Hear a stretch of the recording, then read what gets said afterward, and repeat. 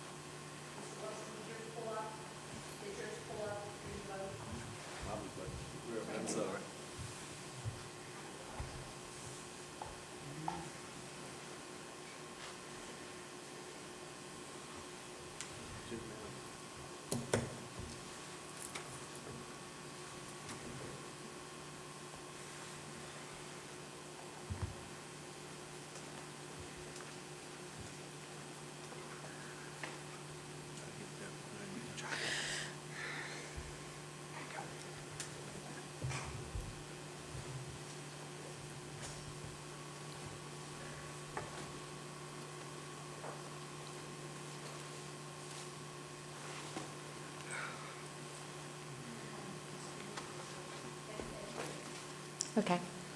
All right, I want to welcome everyone to our June school board meeting, and I'm going to ask Ms. Perkins to please lead us in the pledge and the moment of silence. I pledge allegiance To the flag of the United States of America and to the republic for which it stands, one nation, under God, indivisible, with liberty and justice for all.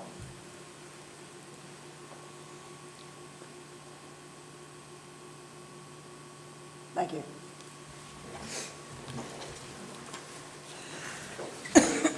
Okay, tonight we're going to begin with our Isle of Wight Achievers. Good evening. The vision for Isle of Wight County Schools is to create a learning environment that will enable every child to discover his or her unique gifts and talents. The Isle of Wight Achievers section of our board meeting gives us an opportunity to recognize and celebrate our students and staff for their unique talents and gifts. Before we go into our achievers, I did want to mention about our graduation ceremonies that took place recently, our celebrations.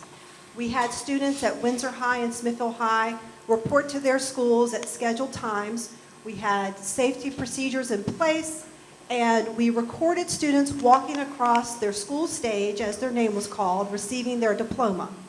All of those clips have been compiled into a single video that will be shown on our social media channels. The Windsor High video is going to air Friday night at 7 p.m., which was the original time for the Windsor High graduation.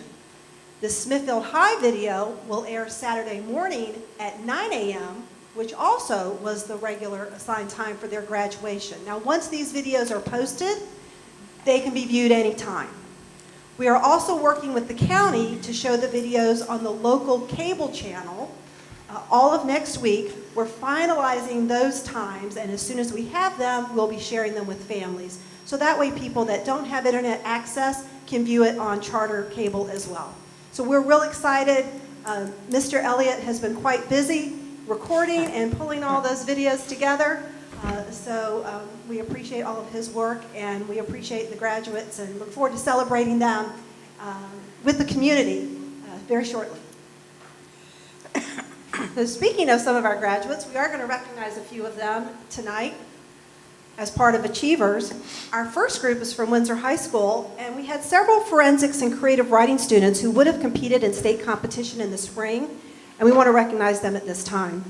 In creative writing, Leah Carroll and Damari Johnson received a superior ranking in the essay category, and Victoria Slick and Janelle Ricks both received a superior score in the short story category. Students placing in the regional forensics competition and qualifying for state include Ethan Phelps, who had first place in storytelling, Leah Carroll, first place in poetry. Caleb Bruner and Cole Atkinson, first place in serious duo. Damari Johnson, second place original oratory. Elijah Cofield and Maggie Minardi, second place in comedic duo. Rylan Ferry, third place in humorous interpretation. Will Carlson, third place in poetry. Caitlin Pippins, third place in prose. And Lindsay Dubé, fourth place alternate in serious interpretation. And the students are coached by Mrs. Ginger Beatty Riffle. So we congratulate all of those students from Windsor High and their outstanding accomplishment this spring. Next, we'd like to go to Carrollton Elementary School. And back in February, we recognized Ms. Pamela Hall at our school board meeting, who at the time had been selected as the Virginia Agriculture in the Classroom Teacher of the Year. Well, since then, she was one of 8 chosen as a National Excellence in Teaching about Agriculture in the Classroom. The National Agriculture in the Classroom organization, U.S. Department of Agriculture, and Farm Credit partner each year to honor teachers in pre-K through 12th grade from around the country for the innovative ways they use agricultural concepts to teach reading, writing, math, science, social studies, STEM, STEAM, and more. So we congratulate Ms. Hall for being recognized nationally for the work that she's doing at Carrollton Elementary and inspiring all of our students. And then we want to talk a little bit about our Student Leadership Planning Committee. Students from Windsor and Smithville High School collaborated during the 2019-2020 school year to create a new program aimed at developing student leaders from both high schools.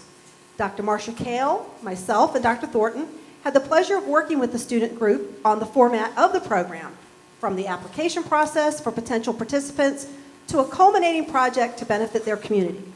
We had hoped the students would be presenting their proposal to the board at tonight's meeting.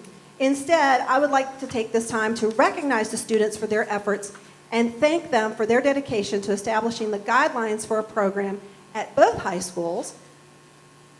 And the members of the committee from Windsor High, we had students that participated in the Isle of Wight Chamber of Commerce Student Leadership Institute, as well as our school board liaisons.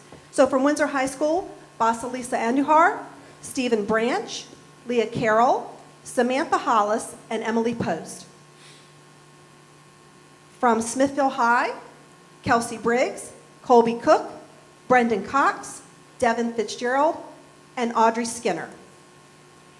And I'm going to segue right into talking about the student leadership program and the work of the committee. We had the students meet several times face-to-face, and we gave them guiding questions. They had gone through several different leadership experiences, so we wanted to find out from them what type of experience did they see that was helpful? What would they like to have done differently? What did they think they needed to pass on to others in order to develop leaders? So we shared questions with them, and the students worked together sometimes as a whole group, and you can see them with Dr. Kale there. Then they also worked in small groups where they were tasked with specific areas to look at. And they did a lot of work.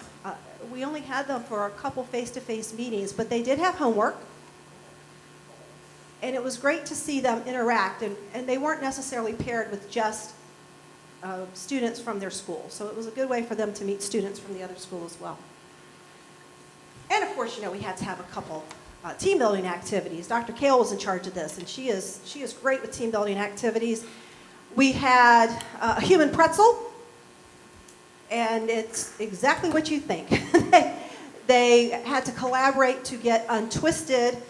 I will say that after about 10 minutes, we just decided we'd continue the work a little bit later, but they really gave it a good effort. We also had the cookie challenge. If you're not familiar with that, you have the cookie on your forehead and you have to wiggle it down your face, and Samantha Hollis in the center from Windsor High was the winner of that competition, which had a nice reward because you got the cookie at the end. And a snowball fight where they wrote down information about themselves on paper, crumpled it up into a ball, threw it across the room at each other, grabbed one, and had to read it off and find out about each other. So it was a good way for them to learn about the other members of the group. They gave us feedback. They told us that they thought the program should be a year long. There should be monthly, bi-monthly meetings. We should target 9th and 10th grade and include specific, authentic, and meaningful leadership experiences and activities, and incorporate a student-selected project-based learning experience. And that's what the program's going to look like. We wanted this to be driven by the students. We have set a target date to begin this program January of 2021. We're looking at running it for 3 semesters, so a little over a year. But that will hit our 9th graders. We'll look at 9th graders in January of 2021. We'll advertise and publicize this in the fall and select a group of students from both Smithfield and Windsor High School and current 9th graders. We will do leadership development with them, mostly during the first semester, that spring semester as 9th graders, and then focus on the project-based learning experience their sophomore year. The plan would be they present their projects during spring of 2022. The nice thing is that's when the next cohort would begin, so they can actually listen to the previous cohort present on their projects and learn a little bit about what the group before them has focused on. So that's our plan. We are really excited about it. This is something I don't know if other divisions have a student leadership program, but this is going to really give our students a chance to develop into leaders early in their high school career. And we just see this being a tremendous benefit and are very excited and appreciate the students that helped to develop this program. I don't know, Dr. Thornton, if you have anything you want to add to that, or? I know some of this was driven by, we had attended some functions that the county has and gives our young people through student government opportunities, and they have some clubs. And they said a lot of those students were seniors and they were going out the door, who's going to take over? And we know the Chamber has a wonderful program, but that's 11th grade year. And so we thought to really build up student government and build up our leaders, let's get them young. And then we did. We discussed what's the best way to do this. We already have leadership programs. We don't want to replace those. And we do believe in authentic learning and student voice and choice. So we did design it so they designed the program for future students to become leaders from their own past experiences. And it was very enjoyable to work with young leaders talking about how they are going to develop the next young leaders, even though they're very young. And it was just some very good back and forth conversations, and they took it very seriously, and I think put together a great product. It's a shame they could not be here and share, because they were very enthusiastic about the work. And but they're paving the way for future student leaders, and I'm excited. So I don't know if there are any additional questions about the program. I'm sure we'll be coming back and presenting more information to you as we start kicking this off in the fall. Certainly available to answer anything you might have questions about. We may ask some of you to come in and talk about your role as leaders in the community. So we'll ask you to put you on the spot and ask you to come in and maybe speak to the young people. I have a question, Madam Chairman. My question is, I was listening to you, Mrs. Briggs, and you said some of the recommendations that the group had this year was to start them at 9th grade. Are you still going to continue to have the juniors and seniors in a separate group? I know that's with the chambers, and you're also starting a 9th and 10th grade group. Well, what we're You're going to looking, have 2 separate groups. our group would really hit them in 9th and 10th grade. Okay, I got you. Okay. So at the end of 10th grade, they're done Okay. if they're in our program, which really we think will help develop more applicants for the Chambers program. I got you. Okay. And we also see using the graduates of our program to help with the next cohort, because they will have gone through that. We really want to involve students in leading this program and pulling from the students that participated in the Chamber program this past year as juniors. They'll be seniors next year, so they would be great to have come in to speak to the students to help develop leadership skills. Yes, ma'am. Thank you. Yes, ma'am. You're welcome. Anything else? Okay. Well, that's going to conclude Achievers and the special presentation. But I think I have one more thing. Tracy, okay. So, segueing, we have a special resolution that's placed on the agenda tonight. In light of recent events that have been going on across our country, we have a resolution condemning racism and affirming the division's commitment to an inclusive school environment for all. So if you would indulge me, I'm going to read this. I think it's important for the community to hear this. Whereas members of the school board of Isle of Wight County, as well as the staff of Isle of Wight County Schools, are saddened and outraged by recent events that demonstrate the prejudice and injustice that persists in our country. Whereas the mission of Isle of Wight County Schools is to enhance and expand on each child's unique gifts and talents to ensure every child is college, career, and life ready. Whereas racism and hate have no place in our schools or our society, and we must protect the constitutional rights of every person who lives, works, and learns in our community. Whereas we cannot be silent, we urgently must act to stop the racial injustice that harms and anguishes Black people who are our family, friends, neighbors, students, staff members, and fellow Americans. Whereas we must listen.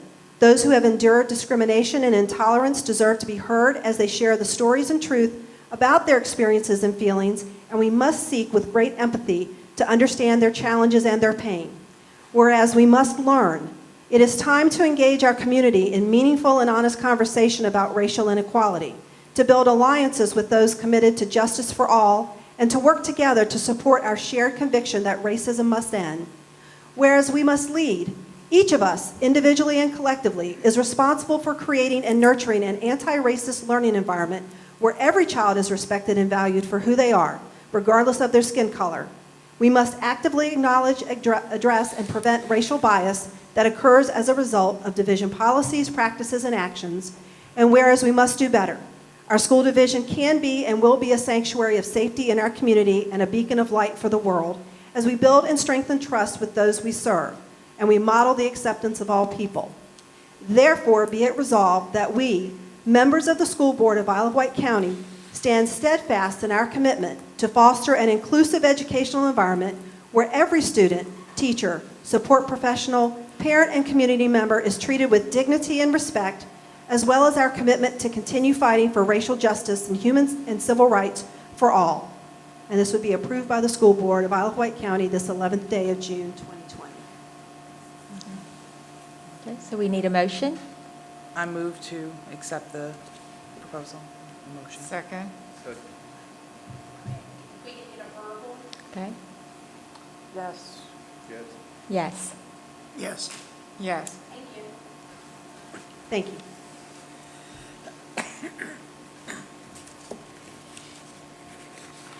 Okay, do we have requests to speak, Ms. Rowlett? Yes, ma'am. In accordance to policy BDDH-E, citizens scheduled on the agenda to speak will be permitted 5 minutes maximum time for... Ms. Rowlett, I don't think we can hear. We need you to be in a mic.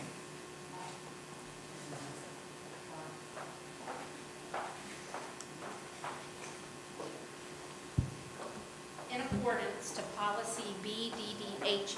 It's not, we can't hear you. Citizens scheduled on the agenda to speak will be permitted 5 minutes maximum time for their presentation. Delegations will be requested to limit their speakers to 2. Persons speaking are asked to be specific, state their issues for board's consideration, and attach a copy of your prepared remarks. The school board requests that speakers refrain from making references to specific individuals and that any matter related to specific students or individuals be discussed in a closed meeting. All right, so we have one, and it's Mr. Herb DeGroff. So, here we go. Madam Chair, remarks by Herb DeGroff, 15411 Mill Swamp Road. My remarks concern your violation of IWCS board protocols this board voted to uphold on January 15th, 2020, by your refusal to provide me a written response to my 4 written questions from May 14th IWCS board meeting. Your board protocols state P3, responding to staff or community complaints or concerns at school board meetings. The superintendent or his designee will craft a written response which is directed to the board's chair for approval and signature. When the written response is sent out, all board members will be included. Since all four of my concerns in regards to the superintendent having submitted inaccurate SOQ compliance and other miscellaneous reports to VDOE since he has been IWCS superintendent, I have to think Dr. Thornton was responsible for crafting a written response for your approval/signature. If Dr. Thornton did not craft the response in regards to my concern at the May 14th IWCS board meeting, please tell me why not and who was his designee. Board protocols have also specified violations be assessed to each board member if they violate any protocol provision, and the board as a whole voted for this provision. As a citizen, I believe it's my right for my concerns to be addressed and your responsibility as IWCS board chair and other board members to investigate if Dr. Thornton presented inaccurate data or not. Sorry.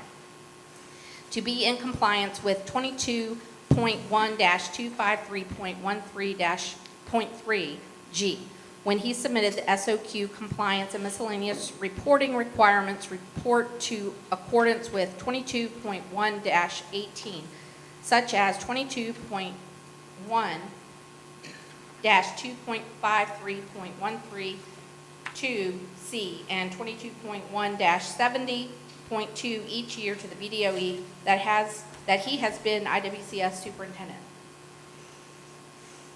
Sorry. Stop the clock. I need some water.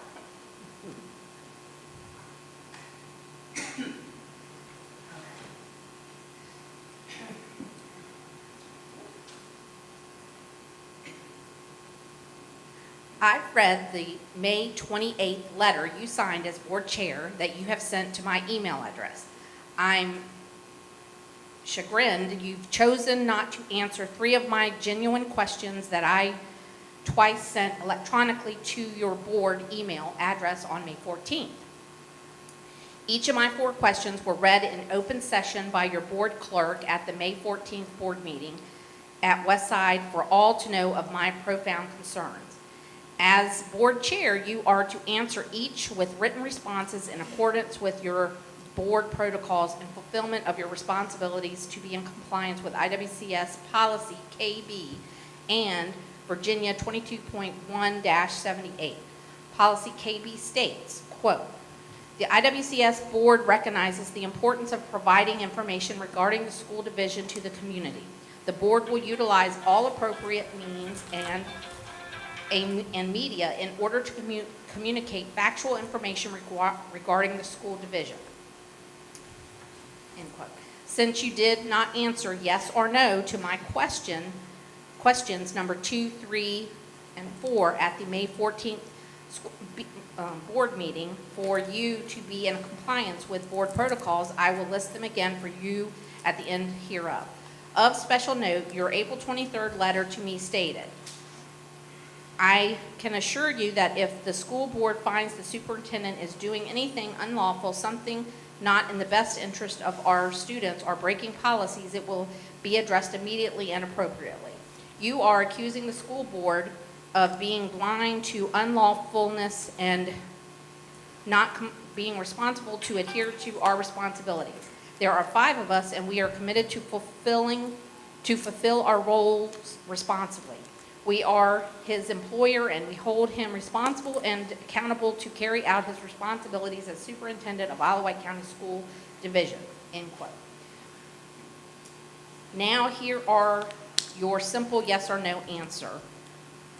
The 3 questions you failed to answer. Number 2, has Dr. Thornton inaccurately compiled and reported to IWCS SOQ compliance and miscellaneous reporting requirements as in 22.1-7 0.2 to VDOE by answering yes on any of the item in the reports that should have been a no in any year he's been the IWCS superintendent. Want me to finish? Is that it? I mean, the time's out. Oh, the time's out. No, that's it. All right. And that was it. That's all the person that signed up. Okay.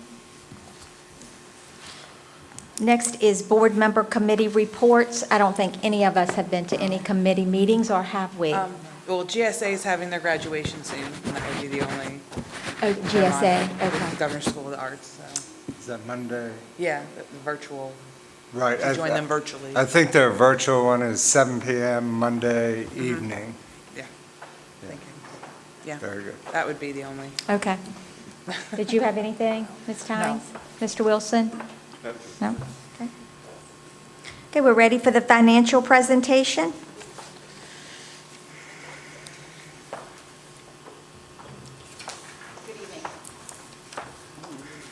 Good evening. You have before you the May financial presentations, and I'll entertain any questions you may have.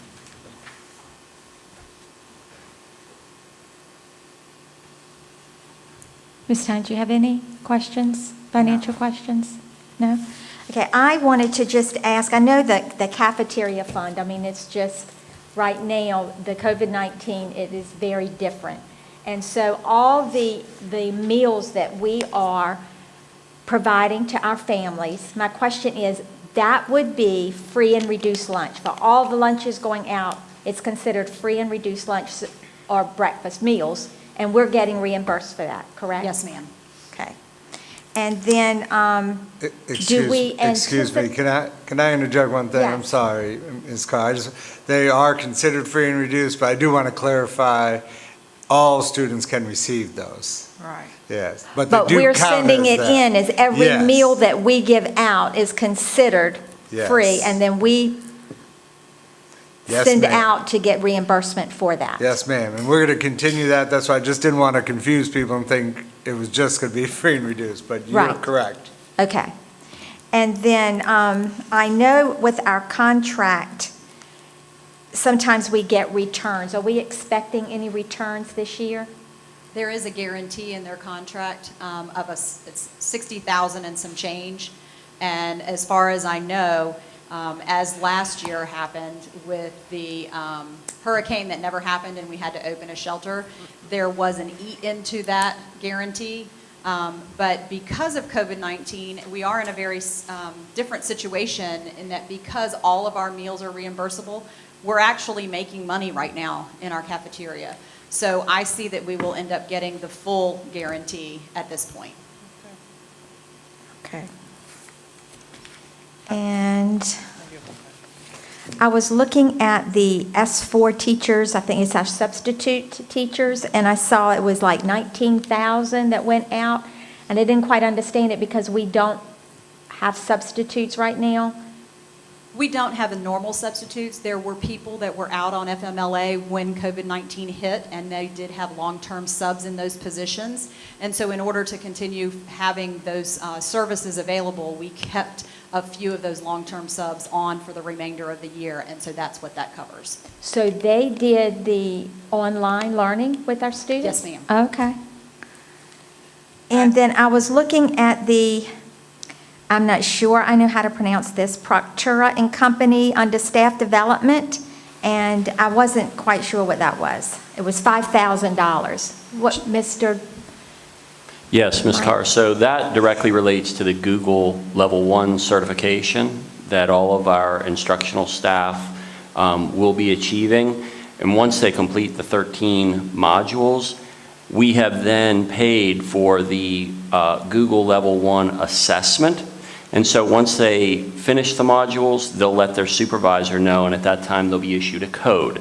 And that's what we've paid for. Those were $10 a piece. We do have a small number. Our instructional coaches, coordinators, and Dr. Marcia Kale are going to they're going to earn the Google Level 2. So for that small number of folks, we also purchased that assessment code as well. So that's what that amount is for. And that covers all of our teachers, Correct. okay? I have a question. I know that we've talked about, well, I saw the blurb that went out about the summer lunches. There'll be 5 days a week, we pick up once, and that's covered under the federal grants as well as free and reduced, even though you don't have to be free and reduced to receive it. Yes, ma'am, it is part of the summer, what's usually the summer feeding program. And that is where no matter how many meals are created or prepared, we get reimbursed for 100% of those meals. How long is the plan to do that until school reopens in August? Or is that, how long is that supposed to go on for? The current waiver that we've gotten from USDA is to August 28th. August 28th, okay. Well, that's fantastic. So I do want to mention with that, we'll be paying the bus drivers out of CARES money. Okay. And so we'll pay the cafeteria workers out of the reimbursement we get from USDA. But we'll have to use some of our CARES money. Who will be handing out the lunches that one day a week? So we're still working on the transition, and what we decided was we are still going to do the buses, but we do not have as many drivers able to drive this summer. So we are going to prioritize the stops, and it's going to be quite a lot. We could have 100, and they're approximately, 8 to 10 pound boxes on a school bus that have to be packed. We are not asking the drivers to do any of that lifting. We're not sure yet. We've talked about assistant principals doing it. We're trying to use 12-month employees. So, and we're still talking about this, so if 12-month employees are out there, we may be packing buses and delivering meals. And we're talking about doing that in June and see how that works, and maybe in July going to just the distribution sites for pickup. We're not sure yet. We want to make sure we get meals to our children is the bottom line. So, yeah. Okay. Okay, next is, did you have a question? I'm sorry. You can finish. I thought maybe you had finished. I just have one quick question. Sure. I was looking at the Verizon under the financial. Is that just for central office or that's the whole county? I don't have a problem with it. I was just wondering because it's only a few. I know you have under there, blanket cell phones. Yes, ma'am, that's for the entire division. Okay. Anyone in the division who has a With the- division cell phone. Yes, Okay. ma'am. All right, And some thank of them, we also have some hotspots Okay. that fall under the Verizon Verizon, wireless okay. bill, but it would not be a cell phone, it would actually be the little MiFi. Right. Okay, thank you. You're welcome. Thank you, Madam Chair. Okay, next is contract renewals. Yes, ma'am. You have before you 3 contract renewals for FY21. The property and casualty with Vacor, the SSC amendment, and the Chartwell's renewal. And this is an action item, and I'll entertain any questions you may have about any of them.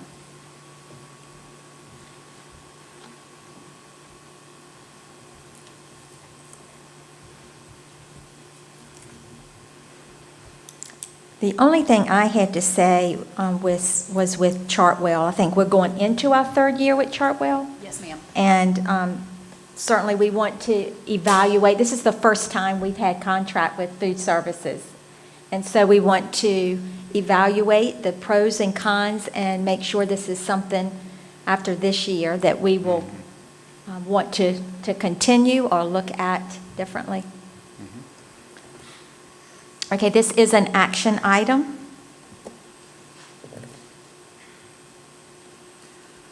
Do I have a motion to approve the contracts? I make a, go ahead.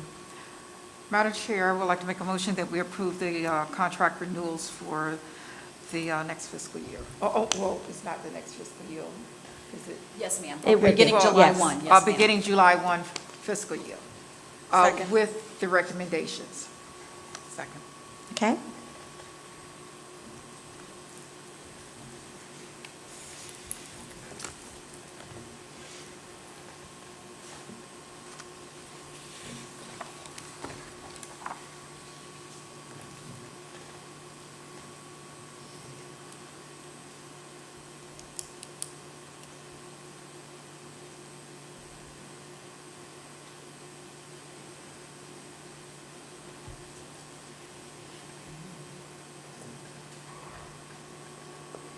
Okay, next is contract renewals, information only. Yes, ma'am. There's an attachment to this item. We started this last year, and we wanted to continue with this practice, and it's a listing of all of the contracts above $100,000 that will either auto-renew The items that you just voted on are included on that. The only other item that will be voted on later this evening, and that's for the teacher laptops. I'm sorry, for the student laptops, the lease, and that is a separate item tonight, but the rest of it's just for information. Okay. Next is the 2020-2021 payroll calendar dates. This is an action item. Yes, ma'am, and the attachment is there. It follows the same twice-a-month payroll that we have been using. Where it does not fall on the 15th or the last day of the month, we move it to the day before, so either the Friday before or the day before a holiday. I would like to continue to point out, for those who are not on direct deposit, your check will be mailed when we're on break for holiday break in December. And other than that, I'll entertain any questions. Any questions? Madam Chair, I move that we pass the 2021 payroll calendar dates. Second.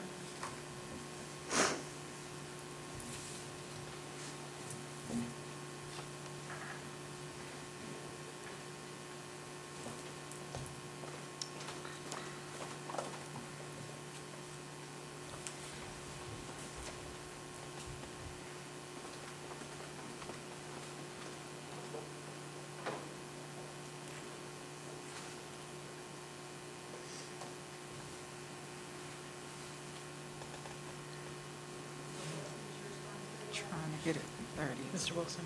I got it. It's saying that. Okay. It's all gone through, Tracy? Okay. All right, next is food service paid lunch equity school year 2020-2021.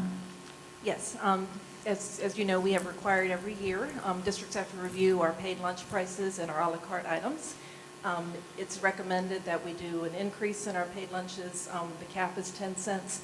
However, because we're in a positive fund balance right now, we do not have to do an increase. We did a 10-cent increase last year on our lunch earner meals and on our à la carte items. I'm recommending this year that we do not enforce the increase, since we don't have to due to our current economic situation. I just think it's in best interest not to raise our lunch prices for the coming year. Okay. Well, that's a good thing when we hear not an increase, right? It's an action item. This is an action item. I was surprised at the prices. I mean, what was it? It was $1 and for the Rice Krispie treats, $1.50 or Yes. something? I saw that too.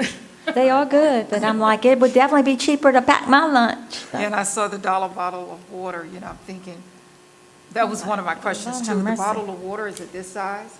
Yes, ma'am.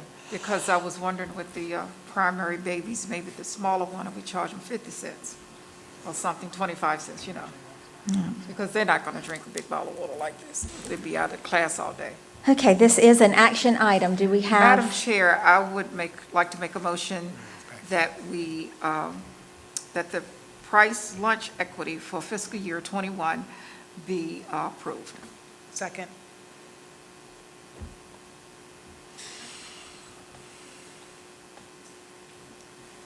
Gotta find one.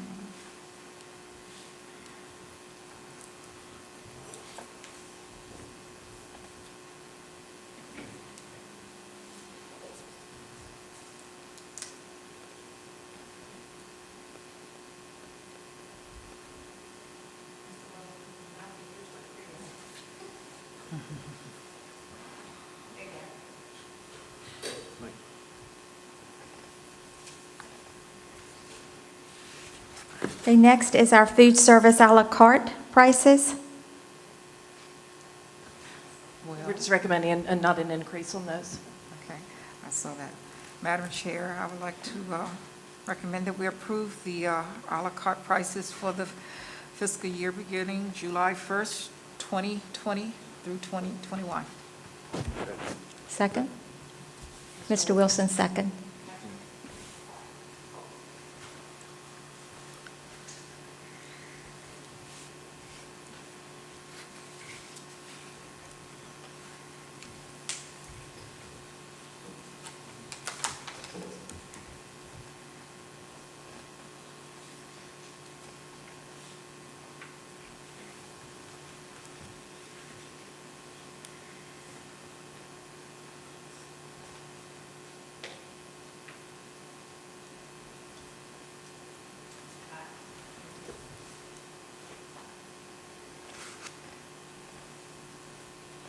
Okay, next is support services, and we're going to begin with the transportation update.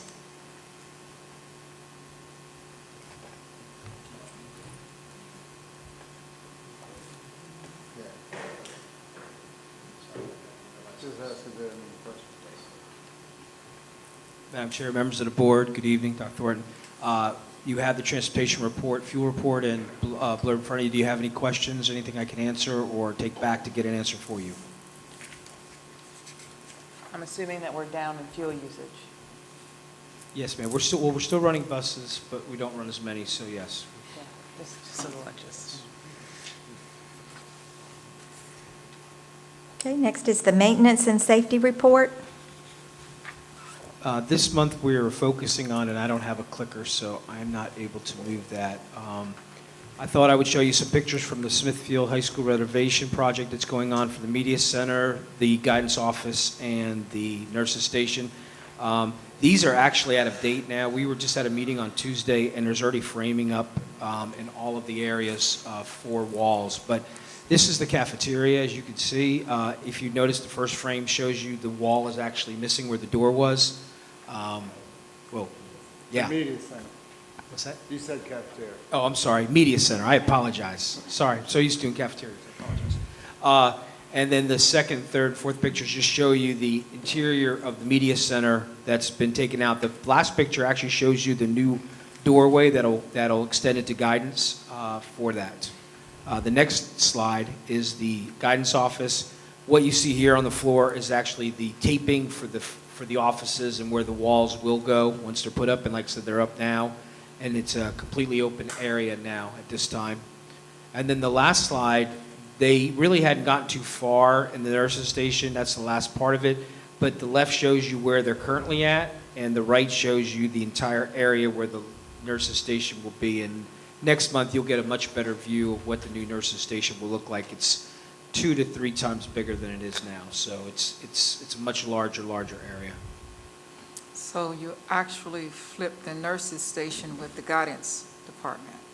The nurses, yeah. No. So the nurse station currently is in the administrative wing, very small area. And so that is going to the back end of the media center, which was just I think it was the AD was back there, an administrative conference room or something. So we really wanted to utilize space so that they could have the appropriate space in a 1,300 student school, and we had one bed that was cramped in there with the nurse. And the guidance was on the other end of the media center. Right. But what we have done there, if you've ever been in that guidance area, it's like this getting through. And so we've expanded that, and that door that Mr. Mabey was showing you. So you'll still have a door from the hallway, but there'll also be a door that will go right into the media center. So trying to make it a place students want to go, not just the media center, to guidance, where they can prepare for SAT, look up colleges. Right now, it's really tough in there. So I'll tell you, some of the happiest people are Smithfield High School nurse and guidance counselors right now, and the media people. But I think the others, because they were incorporated in that space, they kind of got a bonus from doing this project. Okay, thank you.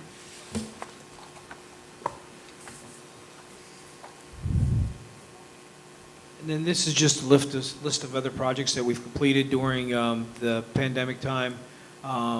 They're just general work that's been done, just to give you an idea of what's been going on within the maintenance department. This last slide shows you, and the reason I put this up here was more to show you that if you look closely at the slide, you'll see that we're doing more proactive work now, work orders, and instead of corrective. Corrective is when you ask for something to be fixed. Proactive is you're going out ahead of time, checking things, doing work, making sure things are being accomplished. And as you can see, at this point, the proactive work orders are outweighing the corrective, which is what you want in a maintenance department. You want to be dealing with these things prior to someone asking you to take care of them.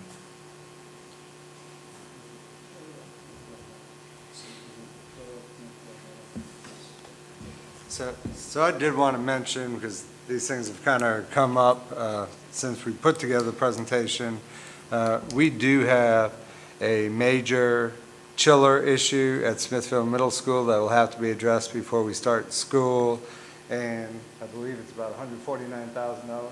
It is.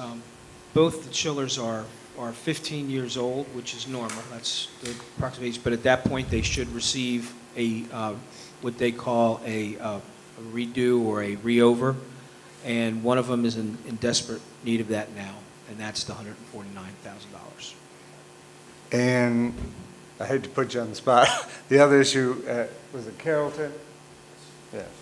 So Carrollton's situation is we had a leak in the chiller there, so we ran a test. The work was not determined to be part of the warranty, but we are submitting it for insurance purposes because it was almost an act of nature type thing where it went bad. Hot water got into the chiller, which it wasn't supposed to, and it caused the damage to it. So we are asking for assistance from the insurance company to cover the costs. So right now, the office does have air. If you go into the office is cooled. The rest of the building, though, however, does not have any air blowing at this time. So that is a major concern. As you guys are all aware, each year, the Board of Supervisors allocate $250,000 for capital improvement, and those are for things that may go wrong during the year, like chillers or big-ticket items. And so we're coming right out of the bat with $149,000 at Smithfield Middle School, and that's one estimate. We're going to have to get multiple quotes and look into that. And hopefully the insurance company will take care of Carrollton. So already we're down to $100,000, and we have a whole year to go. And last year, Rachel, that was over $500,000 we spent in capital improvements, was it not this year? Yes. So, and that, we had the 250, and then we had carryover funds that the Board of Supervisors worked with us, and they usually give us some carryover for those items, which is why I think they only allocate 250, because they normally do rollover in that area. So, but it's a concern as we move forward. Okay. Any questions? Okay, next is building and generator fuel renewal, and this is an action item. Yes, ma'am. So we've presented to you we put the building fuel and generator fuel out for bid.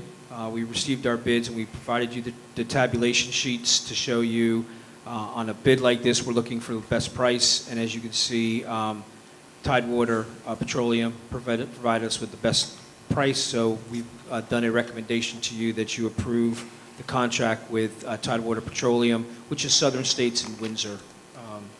As most people know, it is Southern States in Windsor. And they'll provide our building fuel and generator fuel. It's a one-year contract with options for additional years.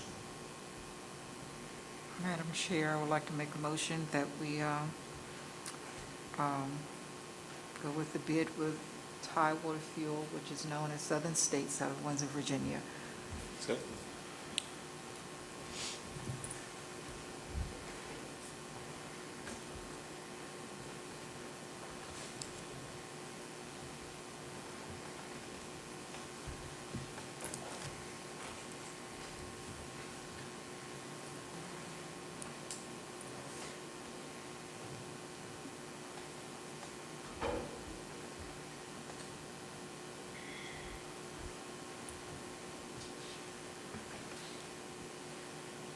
Okay, next is the teacher MacBook lease, and this again is an action item.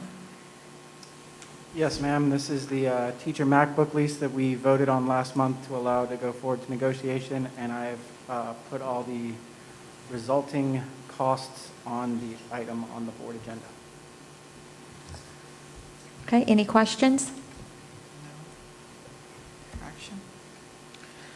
I make a motion to approve the lease for the MacBooks. Second.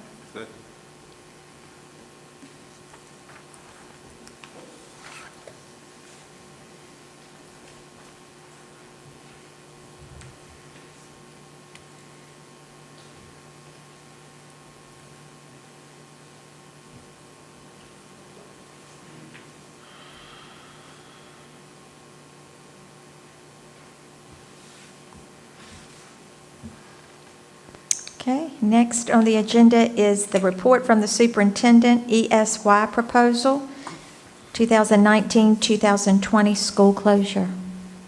Yes, Madam Chair, members of the board, I believe you have a document with the details of the plan. I'll just summarize briefly and then take any questions. It is going to be virtual. It will be July 7th through the 30th. 16 instructional days, Tuesday through Thursday. It involves 20 students who will be participating. And like I said, that is going to be virtually.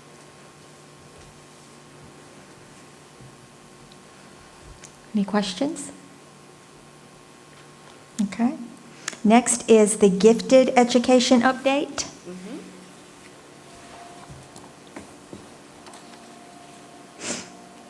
Mr. Lombardo, are you? I'm doing it. Oh, I'm Yep. sorry. No, Okay. that's fine. Yes, so each year we just bring you an update, and that's what we're going to do tonight. Mr. Walters actually prepared the report for you all, but I'm going to review it with you. As you see, these are the components of the gifted plan, and these are the components that we review each year. Next. I don't have a clicker. Oh, you have a clicker? So here you can see the number of students that we tested for the last 3 years. Obviously, this year we are down, and those are the students that were tested and found eligible as of March 13th. We do have students who are in the queue, so to speak. They're due to be tested, and what we will do when school resumes in the fall, we will begin testing those kids right away. When I was looking at this, I was wondering if the qualifications had changed because the numbers look so differently, but Right. that makes sense. No, so if you remember, we use our COGAT primarily, that tool to identify, it's like a pre-screener. And so from that, we then go through the full testing, and that is what we have not been able to finish. Okay, and then some information on our governor's school, Tidewater Regional Governor's School. This is a summer opportunity, and that's been canceled due to the virus. Governor's School for Science and Technology. This year we had 16 students to apply, and 11 were accepted. And just a little side note, because it's pretty exciting, there are 5 from Windsor High School, and that is by far the most. I think I can remember 2 students from there, the most that we've had, so that's very exciting. And then the Governor's School for the Arts, 25 applied, and as you see, 6 were accepted. But we already have students who are remaining in those programs. These are just in addition. Okay. So it's very exciting. And then a little more information about AP virtual and dual enrollment. So we had 11 different AP courses that were offered, and for students taking courses, it's 452 students, but some of those students took multiple AP courses. So it's how many kids were enrolled in those courses, not individual students.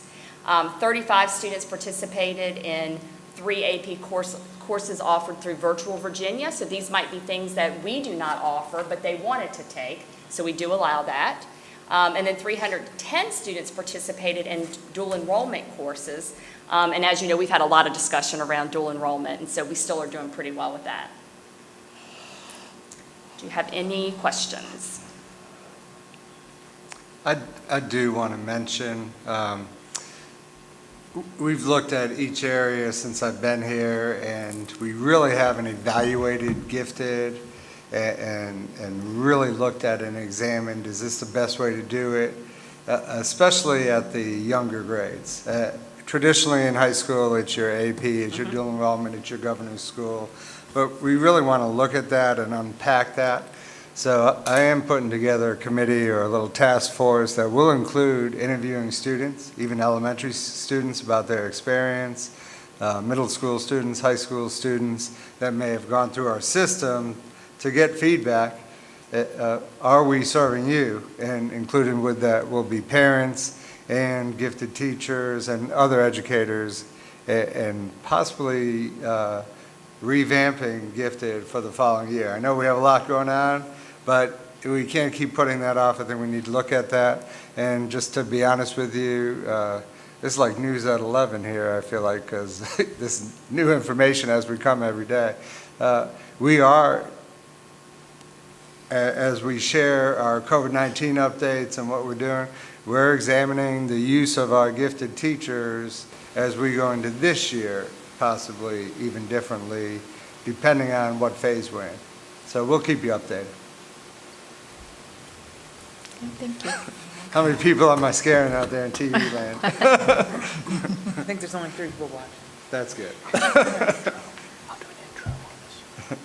Okay, next on the agenda is summer school. Madam Chair, members of the board, we will provide you with an overview of our summer school program for summer school 2020. I'll just start by saying with the governor's recent news conference and announcement and plan for reopening the schools and the phases and timeline associated with that, as we are in phase 2 at this point, that will now allow us to provide in-person summer school instruction. And I'll let Ms. Getz provide some of the particulars around the summer program as we're rolling it out. Okay, this is hot off the press. We've been working since Tuesday when the announcements were made. So this is what we're looking at. We are going to bring students in. It's going to be at Windsor Elementary. We're going to have approximately 100 students, K-3, 10 teachers. We will have a nurse on site. And as I said, it's Windsor Elementary. 3 weeks, they will be coming. July 13th will be the start, and it end on the 30th. It will be Monday through Thursday, with Fridays being off. We're going to focus primarily on reading, and then there will also be a math component. And again, it's for K-3 only. Those are the students we are allowed to bring into our buildings right now. So the day, like I said, it will be more emphasis on reading with a portion of math. We're looking at probably 90 minutes of reading and about 45 minutes of math is what we're thinking.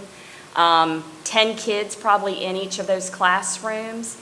And we're exploring also having a reading coach available to even assist even further. We know that there are some significant needs for these young children. And so we are going to really put the resources in, small group settings. Teachers should really be able to make some good progress.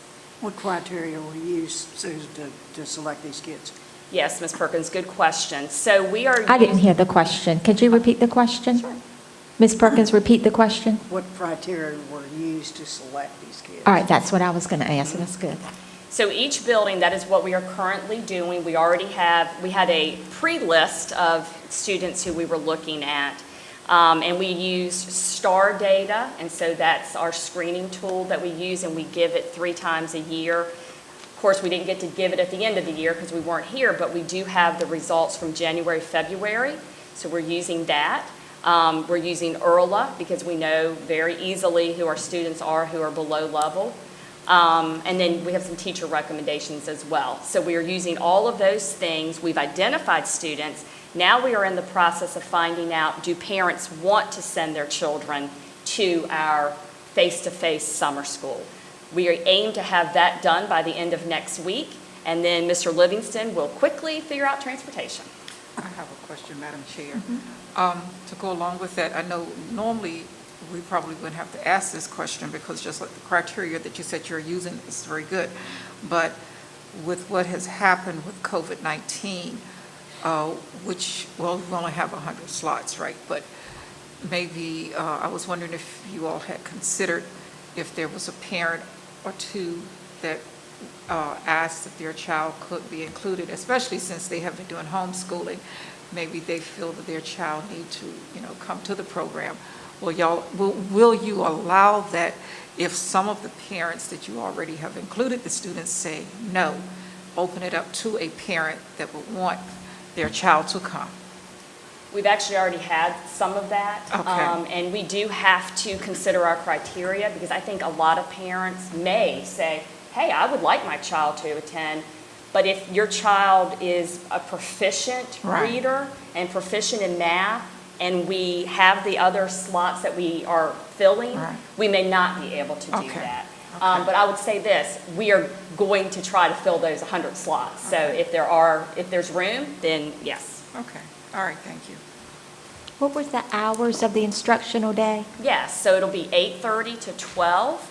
Our plan is to feed them a light breakfast in the classroom and then feed them lunch in the classroom before they leave. So right now, what we're busy doing is planning for the health needs. You know, what does it look like when students arrive, taking temperatures, getting them into their classrooms, just navigating throughout the building, using restrooms. Hopefully, we're trying to use the classrooms that have restrooms already there. We do want to allow some time where they can get outside and get some fresh air, and we want to space that out so we don't have multiple kids, coming in contact. Once you're with those 10 kids, that's who you're going to be with for the day. What about the transportation? I know hearing all the news about how that looks, it just seems so unrealistic to me. How are we making that work for summer school?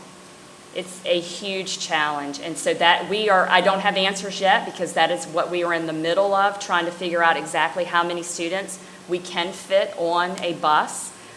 With 100 students, it's going to be a lot easier than when we do our 5,500 in the fall. Oh, yeah. So this is a trial run. But the criteria is one kid per seat and alternate seats, is that correct? Every other. Right, that's what was in the recover, redesign, restart. Right, that's Every what I other read seat.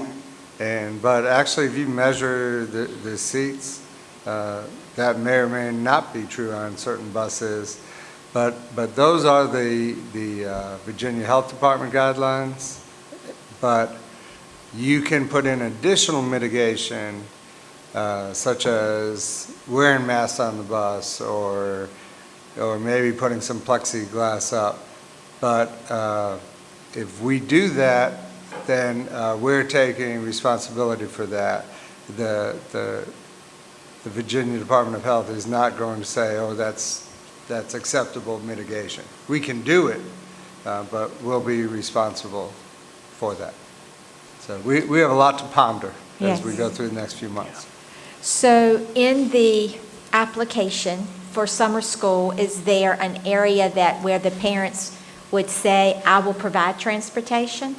Yes, that absolutely is an option to our parents. And we don't know how many will elect to do that yet, but yes. Right. And do we already have the teachers? You have teachers saying, like, they've applied and they're on board? Yes, ma'am, we do have teachers, yep. Okay. Any other questions? Okay, next is the Title I, Title II, Title III, and Title IV grants. And this is an action item. If you have any questions, I'll be happy to entertain. I read them all. Question. The only one I had was the Title IV. Can you explain what the well-rounded students is? That was $14,700 in the grant. So Title IV grant, you can use it for different areas, and there are some required areas that you use it for, one being well-rounded students. And so there are different things that you can use it for. So it doesn't tell you exactly what you have to use it for in the grant. So well-rounded, it can be a variety of things. What we have chosen to use it for is Remind 101. So Remind 101 is a two-way messaging system that teachers can use to post information. Parents and students even can reply to ask teachers questions. Right now, we have many different versions being used in our division, depending on the school. For example, West Side might use Blooms. Another school might use Class Dojo. Smithfield Middle uses Remind right now. So if you're a parent, Ms. Hulick and I can speak to this, I think. If you're a parent that you have children in multiple schools, you may have to use that many platforms. At one point, I had 3 different schools. I had 3 different messaging systems to keep up with. It is a bit overwhelming, I'll just say. Ms. Hulick, little Oh, I overwhelming. mean, and it's not just the different schools, it's every different teacher has their own It app. can be. So you can have, with just 3 kids in 2 schools, I had 7 apps I had to have on my phone to communicate with the different teachers in different ways. And it was maddening because it was hard to keep track of who was where and what. It was almost impossible. Yes. So this has been something that has been really, really important to me because I've lived it. And so this is, I think, is the answer. So we've had different companies present to our principals, and the one that we all selected is Remind 101. So it's an app. You treat it like texting pretty much. And that's how buildings will communicate, teachers will communicate with parents. And like I said, even kids, even middle and high school, they can reply to their teachers. And it's not giving out a cell phone number. It's all done through this. Sports teams can use it, so there's lots of benefits to it. Wow. That sounds like a step in the right direction. I hope so. Parents will probably enjoy that. Yes. Any questions? I was thinking that well-rounded students was something we would purchase them, but that's just like, It's a category. it's a category that 101 is under. It's a Remind 101 is category under. within the grant that we have to speak to. And Okay. so we're doing it because we feel like this is a good way to, meet that criteria of well-rounded students. And is this K through 12? Yep, it'll be K through 12. Okay. Yes, ma'am. Madam Chair, if you don't All have right, any this, more- I'm sorry, yes, ma'am. Did you have any more questions? I I was don't. this is an action item, right? Yes, it I was is. just going to make a motion once you get ready. I'm ready for the motion. Okay. Madam Chair, I would like to make a motion that we approve the Title I, Title III, Title IV, and Title II grants. Second.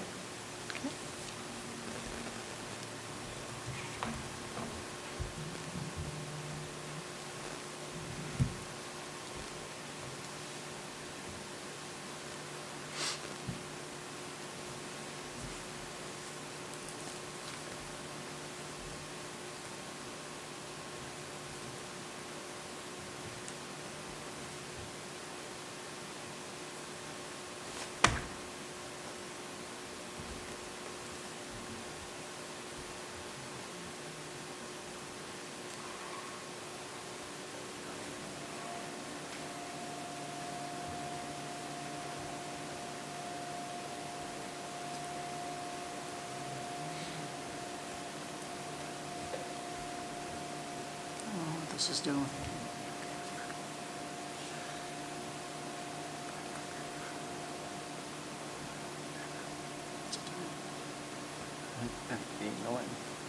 I know it's being annoying.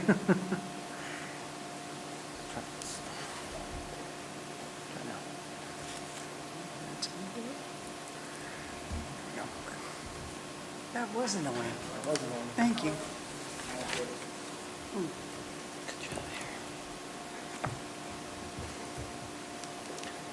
Okay. Next is the 2019-2020 field trips. This is an information item. So I believe you have the document that tells you a list. It gives you a list of by school, the field trips that each school took this year up until March 13th, that is. Yes. If you have any questions, I'll be happy to answer. I looked over them and I thought about it.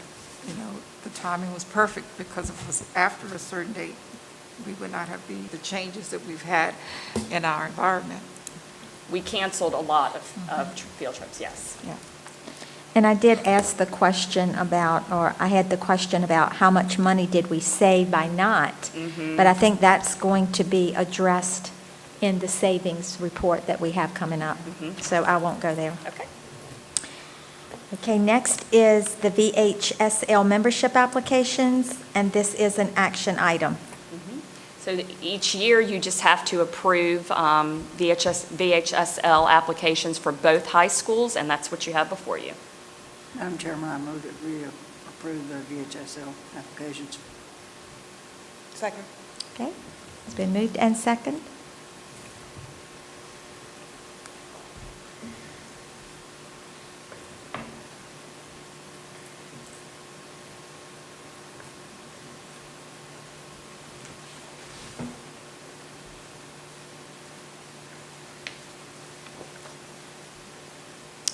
Okay, next is the school board meeting dates for the school year 2020-2021. And this is an action item. Resolution for Isle of Wight. Oh, I'm sorry, I skipped one. And Isle is missing out of that line as well. Saw that earlier today. Okay, resolution for the Isle of Wight, oh, yes, okay, I understand exactly. This is you, Ms. Briggs. Yes. Back in April, I shared with you a resolution regarding approval of several county transportation projects that would be on roadways that are near Smithville High School and Westside Elementary School. And the county would like to have a school board resolution just supporting the projects. It'll be included as part of their grant application for funding for those road projects. So it's with you tonight now as an action. All right. Madam Chair, I would like to make a motion that we approve the resolution for the Isle of Wight County Transportation Projects. Was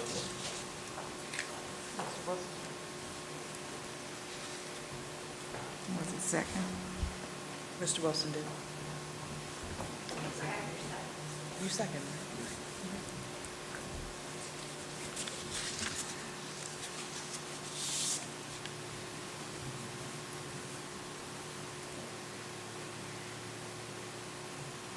Okay, thank you for correcting me on that. Next is the school board meetings dates for the school year 2020-2021. And this is an action item.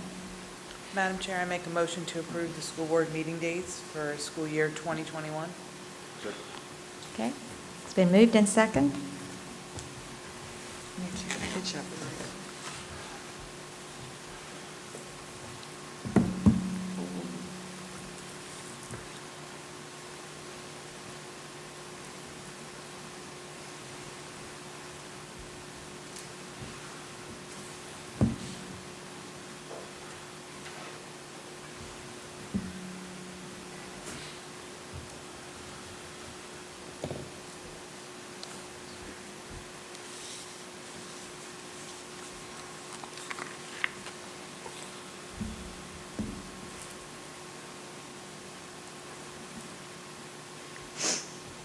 Okay. Next is our COVID-19 update. Report from the superintendent. Yes, Madam Chair and board members, I'm going to address the governor's released Recover, Redesign, and Restart plan. And then we're also going to hear from Ms. Elliott a little bit about personnel. And we're going to hear from Rachel about savings. So I'll try not to be too lengthy. And I will say the governor released the plan on Tuesday. And my team read through the 134-page report that night for homework. And then we met yesterday to determine the committees that need to be formed to address all the areas that we'll have to work through, regardless of what phase we may be in September. So if you've seen this yet, and it's online, it also contains, and I'm exaggerating, about 1 million links. So in addition to the 134 pages. But the plan calls for 3 phases, and then a phase called Beyond Phase 3 to our new normal. And we are currently in Phase 2, and we will open summer school, as you heard, in Phase 2 on July 13th and run summer school for 3 weeks. Special education students and children in K-3 can attend summer school in person with appropriate mitigations in place. And I'm not going to go into all the mitigations. We'll elaborate on some of these things as we go through, or we'll answer some questions at the end. We are required to submit a health plan to the Virginia Department of Education prior to opening for summer school, and as well as in September. And we also will be required to send an instructional plan before we go into September. And in that instructional plan will also be a category where we have to address how are we going to address all of the learning gaps caused by the closure. As far as the start of next school year, we are planning to be in phase 3, which allows in-person instruction for all students with strict social distancing measures, which means that capacity limits will be impacted, and not all students will be able to attend every day. So we're trying to clarify some of the things that people may have heard from the governor. Yes, we'll be able to go back to school hopefully in September, but it may be only half of our students. It may be a quarter of our students, but we are making accommodations. Our main focus is going to be to get half of our students here. And so as we go through that, we're working on alternative schedules. One such alternative schedule we're looking at is a possible Monday, Wednesday, Tuesday, Thursday alternating schedule, with Fridays as a day for students that were affected more by the closure, and we'll be able to do that as we assess students as they come back. We're also exploring some other areas as well. And what we have to balance through this is how does it impact our families at home, but also how does it impact the education. So yes, we were providing new learning. It was pretty clear from all the reports and working on this and why they're phase 2, you can bring back special education students and K through 3, because it's pretty much been proven we're going to have a very hard time doing new learning and keeping students on track that are that young or that have some special needs that we can't accommodate in that setting. So, so we have a big challenge ahead with identifying that. Our committees, to address all these phases, we are putting committees together now. We will have teachers on every committee. We will have assistant principals or a principal on every committee, because we all have a different lens of how the day operates, and now the day's got to operate differently. So we want to make sure we get a wide variety of voices heard so that we make strong decisions as we educate our students. And we are directing that every committee use a lens of equity. We are going to have an equity committee, but we are going to have a discussion with each committee that you view this with a lens of equity. And you've all seen those symbols before, equality and equity. And that's why, for example, if we have a day where students get to come on Friday, those students will come 3 days a week. Some will say, well, that's not fair. I want my child to come 3 days. That's equality, that's not equity. Equity is we have to serve the people and try to fill those learning gaps that have occurred. So that's just one example. And once we have all of the committee reports, the equity committee will go through those reports and make sure we put another clear lens on that and make sure we're addressing that. So there's a lot of work to do and very meaningful work. So I just wanted to share some of the committees, and we may end up developing more as we go through this and have more discussion. So first is summer school. We don't have long to get that health plan together, and Mr. Coleman is heading up that.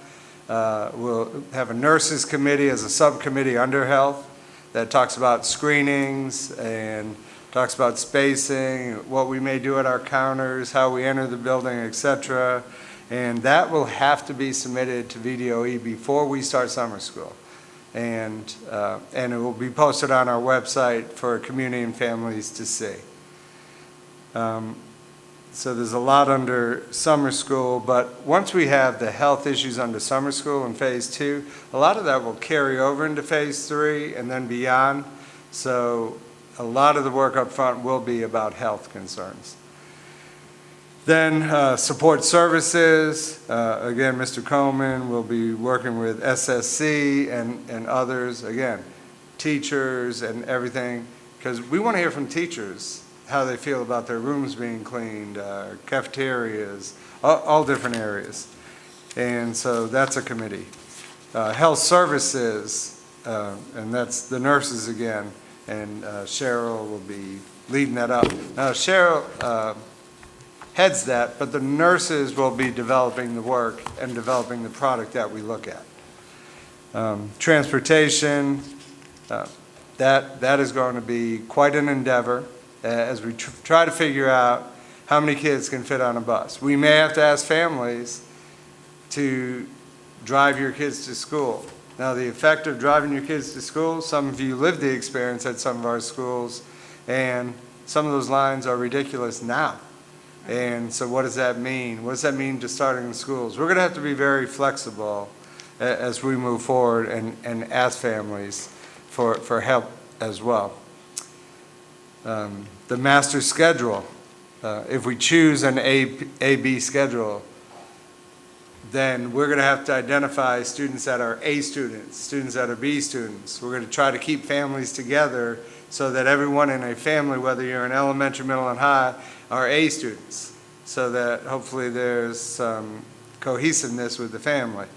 So there's a lot of work going together, and counselors will be involved in that. Technology. Eric said he could answer all the questions the other day, so we're good with technology. And we've done a lot of work already with technology and preparing. So, but then under that, we've identified a committee called Instructional Technology for Blended Learning. So I think what's very different is under this closure, we provided new learning. We didn't really grade the work. We were asking them to do the work, but we are still going to be required to take the standards of learning tests as far as we know at this point. So say you do an A-B schedule. I'm doing new learning on Monday. On Tuesday, I'm not just giving homework to the students, and then Wednesday I have them again to just give them homework Thursday and Friday, because that's half the time. I have to cover the curriculum, say, for high school in that semester. So we have to do a curriculum map, and on those days that I'm not in school face-to-face with that teacher, then some of that learning has to be new learning as well. And in a way, whether it's through technology, to make sure we continue to move. And I want you to think of this as well. So during that day, our teachers will not be on Zoom meeting with those students who are not there. They'll be in a classroom with the other half of the students. So it's going to have to be very independent work and through different softwares, but we're going to be moving them. This is no longer, and we have time to plan. We're going to get the job done. Last time we were throwing a couple weeks, have at it, do the best you can. But this is serious work. We've had time. We've been working towards this before the governor's announcement, knowing this may come. And so we are going to be ready, and we are going to ensure our children are taken care of. I have a question with this. So the packets we got before, the parents, as a parent, the packets, I had 3 different kids in 3 different grade levels. It came off as busy work. It wasn't specific, because everyone in first grade got the same packet. Everyone in second grade, that's not, anything specific to the instruction of what that teacher was teaching. We're moving towards specialized work now. Yes. They will not be getting these generalized packets with, the answer keys plaster on the back. Right. This is going to be blended learning, and yes, we're going to have to differentiate, and the teacher is going to have to work different, which is why we're asking for Google Classroom certification, and we're going to be offering training. Like Friday, students would come half a day, and teachers will still have their planning block, and then on Friday, maybe additional planning, maybe some PD, whatever it takes to help them be prepared for this challenge. And I will say, I ran into one of our teachers actually dropping off my dog to get some blood work, and it was interesting. It was a veteran teacher, and we had a conversation. She talked about Google Classroom, and she talked about the challenges of some teachers who were nearing retirement who said, yeah, I'm probably going to retire now. But she had such a positive attitude, and she was talking about, I'm almost done with all the modules. I'm a perfectionist, though. I'm going to do another training. I found a group in Northern Virginia, because teachers are perfectionists. She didn't want to fail the test. That's $10, and she wants to pass it the first time. I've talked to another teacher who I see running through my neighborhood, and they want to be successful with our students. So that's very encouraging. And to see educators rise to the challenge, that's what we do. We do for children. So it's going to be geared for instruction to prepare you for the standards. It cannot be babysitting, because these gaps that are forming cannot continue for our children. Have we looked at other schedules? You've talked a lot about the AB schedule, but are there other potential schedules? Yeah, so probably the next one, the next strongest that we're looking at is an alternating week schedule, a week on, week off. And what we're going to do as we discuss those, what we're balancing is, all right, how does that affect a family? Like, it may be easier for a family to schedule care if I know my kids are going to be home the whole week versus alternating. But then we're going to balance that educationally. So if I'm, for the blended learning model, if I'm at school Monday, and especially our older students, and actually our younger students in different ways, if I'm off on Tuesday and I know I'm accountable for this new learning and this other work, and then I'm accountable to sit in front of Miss Jones again on Wednesday, they're more apt to do the work. I think one thing, there's been a disconnect, and they're not accountable now. And so bringing that back in is going to be easier in that model. When you give them a week off again, it's going to be, I'll put that off till Sunday. So, but we're going to weigh all of those. We're going to put pros and cons together, and really the committees in instruction, we have a lot of committees in instruction, are going to talk about that and talk about how it affects, again, through an equity lens. So we'll be reporting on all of that to you before making a recommendation. And how long are we looking at doing phase 3 learning? And do you see a possibility of starting in August, a little earlier, to make up for some of these times with the students to help them get back on track? So we have talked a little bit about how we could assess students possibly in August, so that we don't come back, regardless of the schedule, assessing students to see where their learning gaps are. So maybe get a jump start. We may not be able to do that with all students, but we'll probably focus on our early readers and have that. So we don't want our kids to come back and the first thing to do is take an assessment. We want them to come back to normal. So we're going to look at that. I will say, I believe Mike and Susan, you were on this morning as well with VDOE and listening to the state superintendent. And we don't know, but the COVID data looks very good for Virginia right now. So we might be in phase 3 and beyond starting the school year, and we don't have to do half, but we don't know. There may be a spike. So we have to be prepared for whatever phase we may be in. We'll also, in our plans, have to address what happens when we have cases. And the nurses, there's a lot of essential questions in this form that the different committees that developed this, working with the governor's office, have developed that those committees will answer. So that, like, the nurses will answer those. How is it best to screen?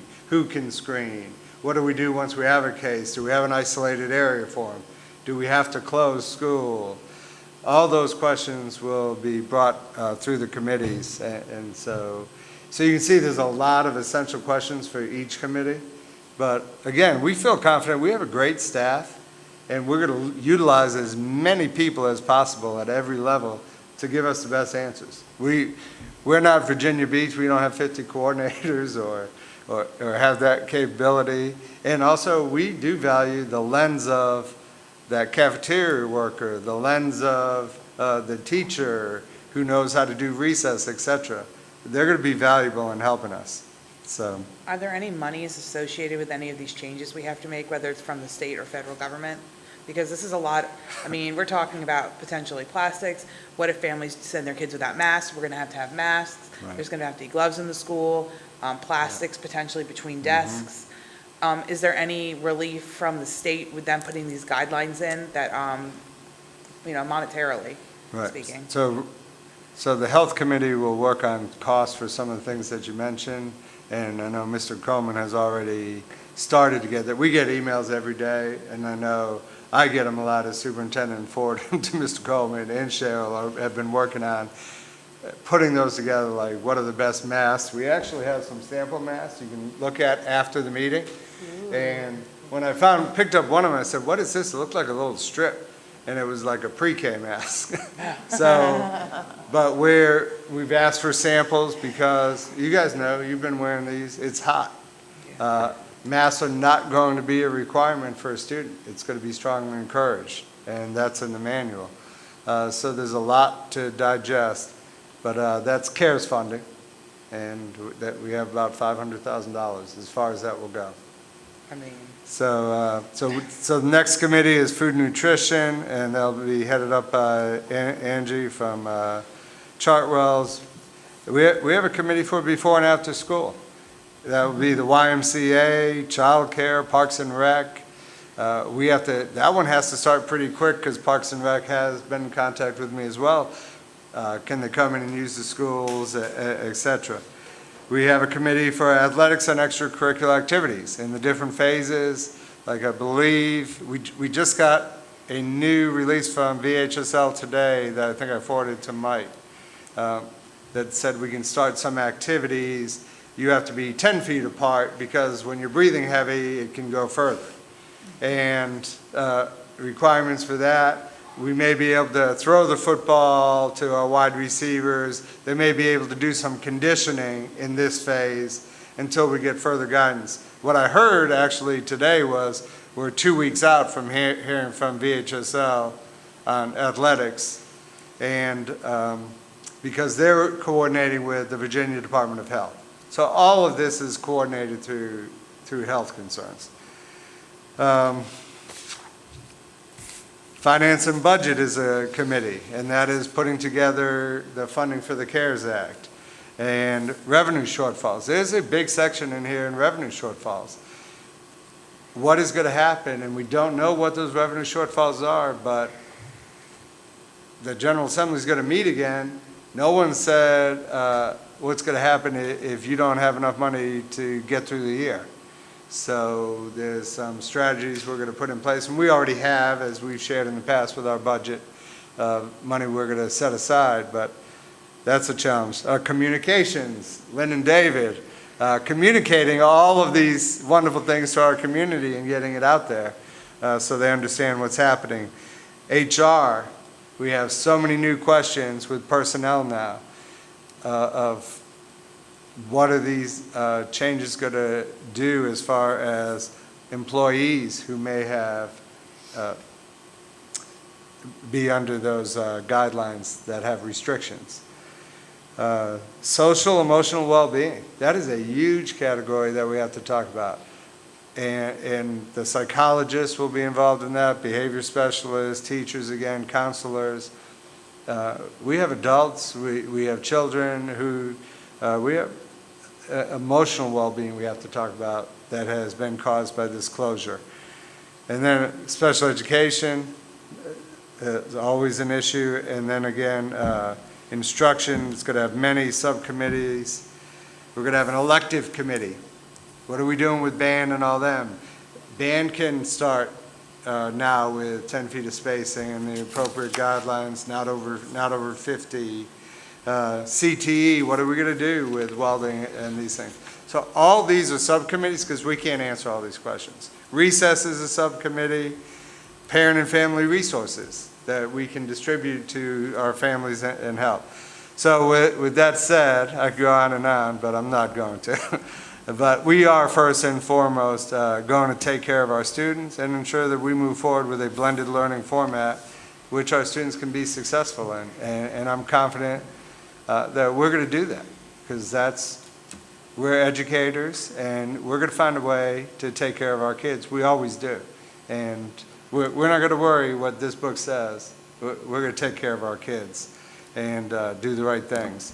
And I do want to end, before I turn it over to Rachel and Cheryl, I did have an opportunity to present at the Board of Supervisors meeting recently, and I do want to thank them for agreeing to fund the Chromebooks through their CARES funding.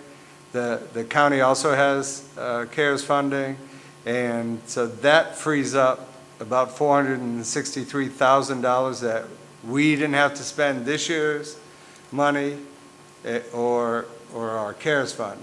And so that partnership continues with the county, and hopefully we'll have some of our CARES money for these PPE and the equipment that we'll need. So if you want to open it to questions about what I shared, or go Yeah, next. I would Okay. like that. I listened to the whole thing, and the one thing that made my heart skip a beat was the Monday, the kids will get new learning. And they're not going to be there Tuesday, but still new learning is going to have to take place. But there's no, you can't Zoom.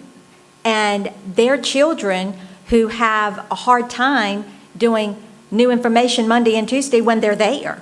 So that really concerns me. And, you know, you're saying we're going to have SOL testing. So is the state going to change what is required? I mean, all these questions are going through my head. But is there a possibility of this new learning that's taking place on Monday, that the kids are there, right? They go home, and on Tuesday they're at home, but they could be looking in the classroom, getting that new learning. Is there any way we can do, I don't know, some kind of, it wouldn't be Zoom because they're little faces, but videoing in the classroom, video in the teacher teaching. We could probably set up some of that, but the problem with that is, so as you go home Tuesday, those kids who are coming Tuesday are getting taught the material for the first time that those kids on Monday had with their teacher. No, what I mean is Monday they got their new learning in the classroom. Right. Tuesday they're going to get their new learning looking at the video, but then on Wednesday they're going to be back with the teacher, and the other students will get their learning by video. But our teacher is providing the same lesson they taught Monday on Tuesday. Oh, I see what you're saying. Well, they would have to change it and just do all new learning. You saying all new learning, you do new learning, and one day you're there in person, and the next day you're getting new learning and you're not.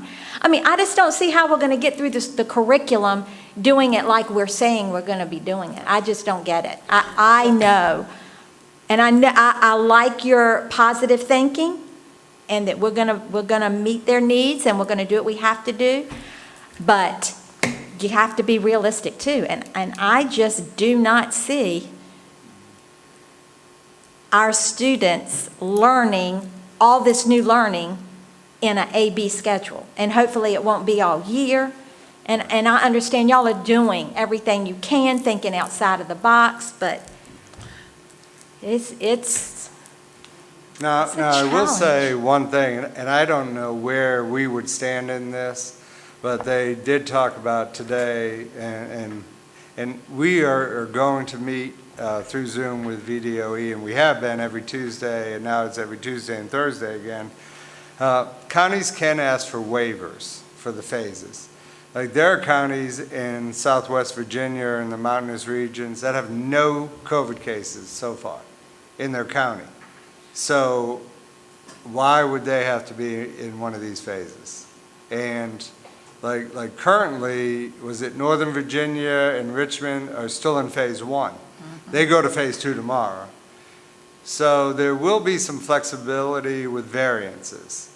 And you can apply for variances if you don't. It will have to do with the cases. You'll have to coordinate with your local health department, and so that scared me. So we'll have to coordinate and ask for a variance. I don't know if we would qualify right now. They're not going to give you the magic number of how many cases you have. So, but we're going to track that, and we're going to track our local data, and maybe we can apply for a variance.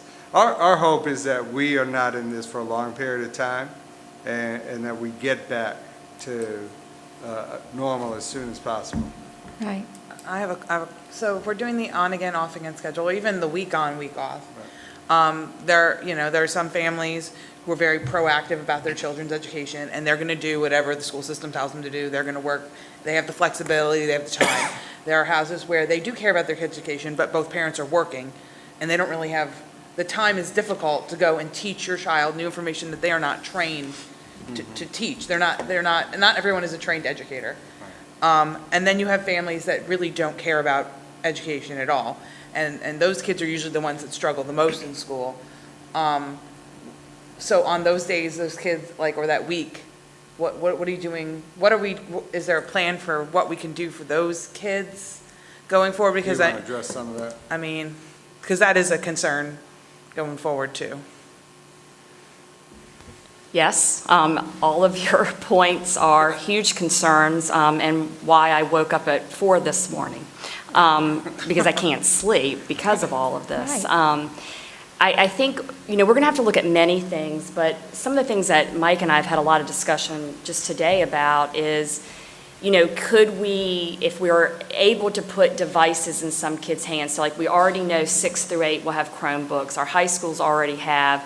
We're looking at the lower levels, but while they're here on Monday, let's say, and they're getting new learning, could they then download material where teachers have prepped ahead of time, they've done teaching videos ahead of time, right? Kids download those, and so on Tuesday at home, they then can watch the videos, follow along with their teacher, and do the lesson. If you have internet, then you can do it, online.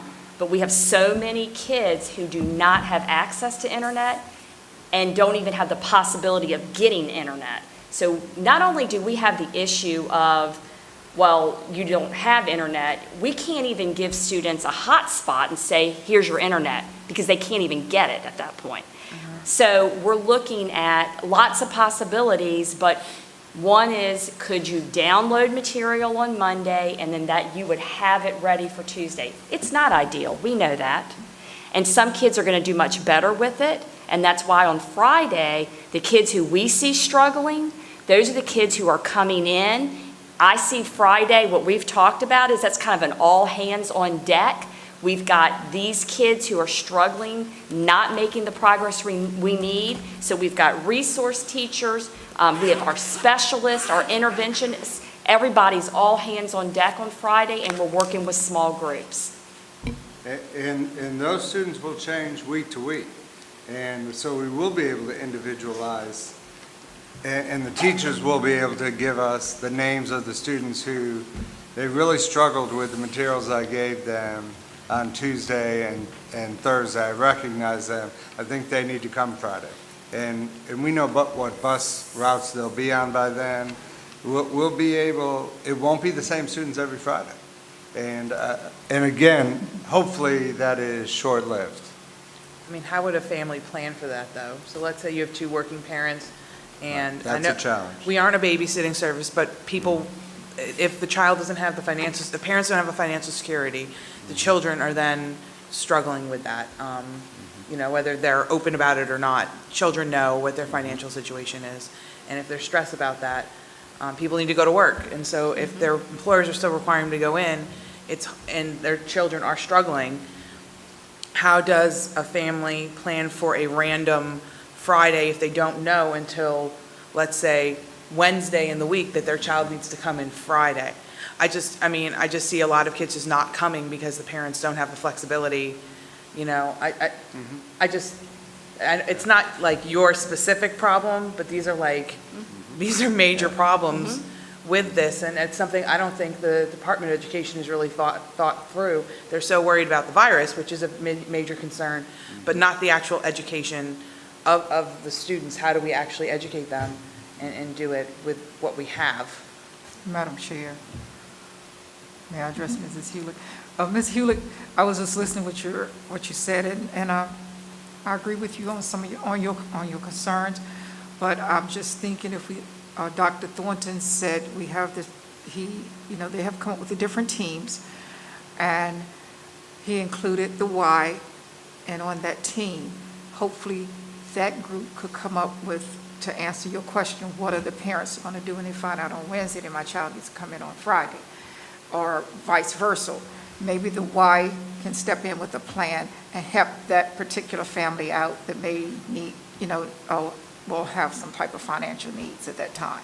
Yeah, if the Y is available in their area. Pardon me? Some areas, the Y isn't a convenient place, like, down in Carsville and Look, stuff I know, like that. but I'm thinking with COVID-19 and everything's going on, that's why we have the committee. We're going to have to make it accessible to all of the parents in the county. Previously, no, but right now, we'll probably have to make it accessible.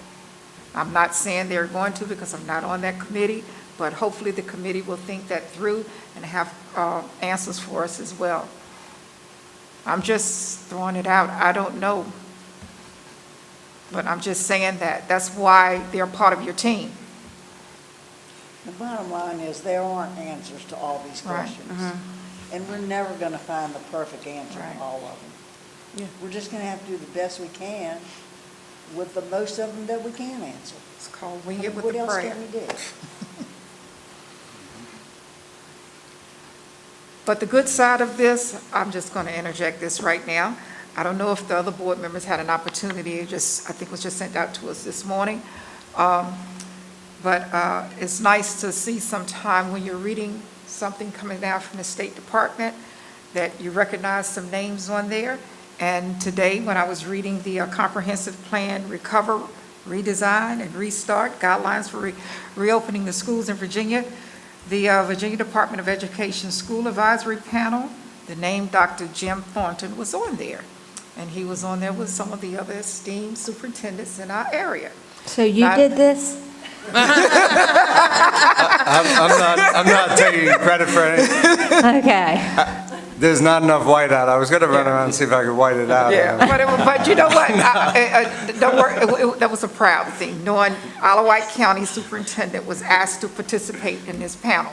Not only that, there were a few people named included on that list as well from the State Department that were former employees of Isle of Wight County. I think some of them were during the Dr. Thornton tenure here. And they are working in the State Department now. They have gone out to spread their wings, and I was happy to see those names as well. Some of them, started their education with us, maybe, as far as being an administrator. They started with us, they got training here, and they've gone on. And I'm happy to see things like that happen with people that have somehow crossed their paths in Isle of Wight County. Thank you.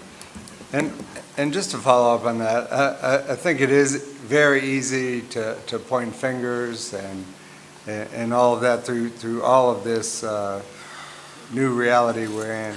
And, just like we're weighing the pros and cons, like my committee worked on what are the impacts, and so that we gave that to the governor and their people, and we talked about transportation. We talked about all these other things that people aren't talking about. And what about how can you do blended learning? How can you do without the internet? All these different areas were included to give them as much information as possible.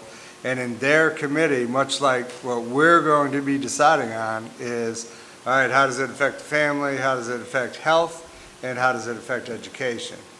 And so if you answered for this, you may be affecting the other two categories.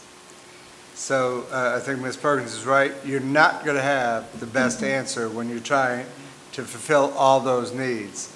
And so just balancing that and then trying to make the best decisions. And there's some flexibility that we can choose within our counties. And I did like what I heard, that we could petition for variances as we go down this road, and looking at those differences depending where you live and how COVID affects you.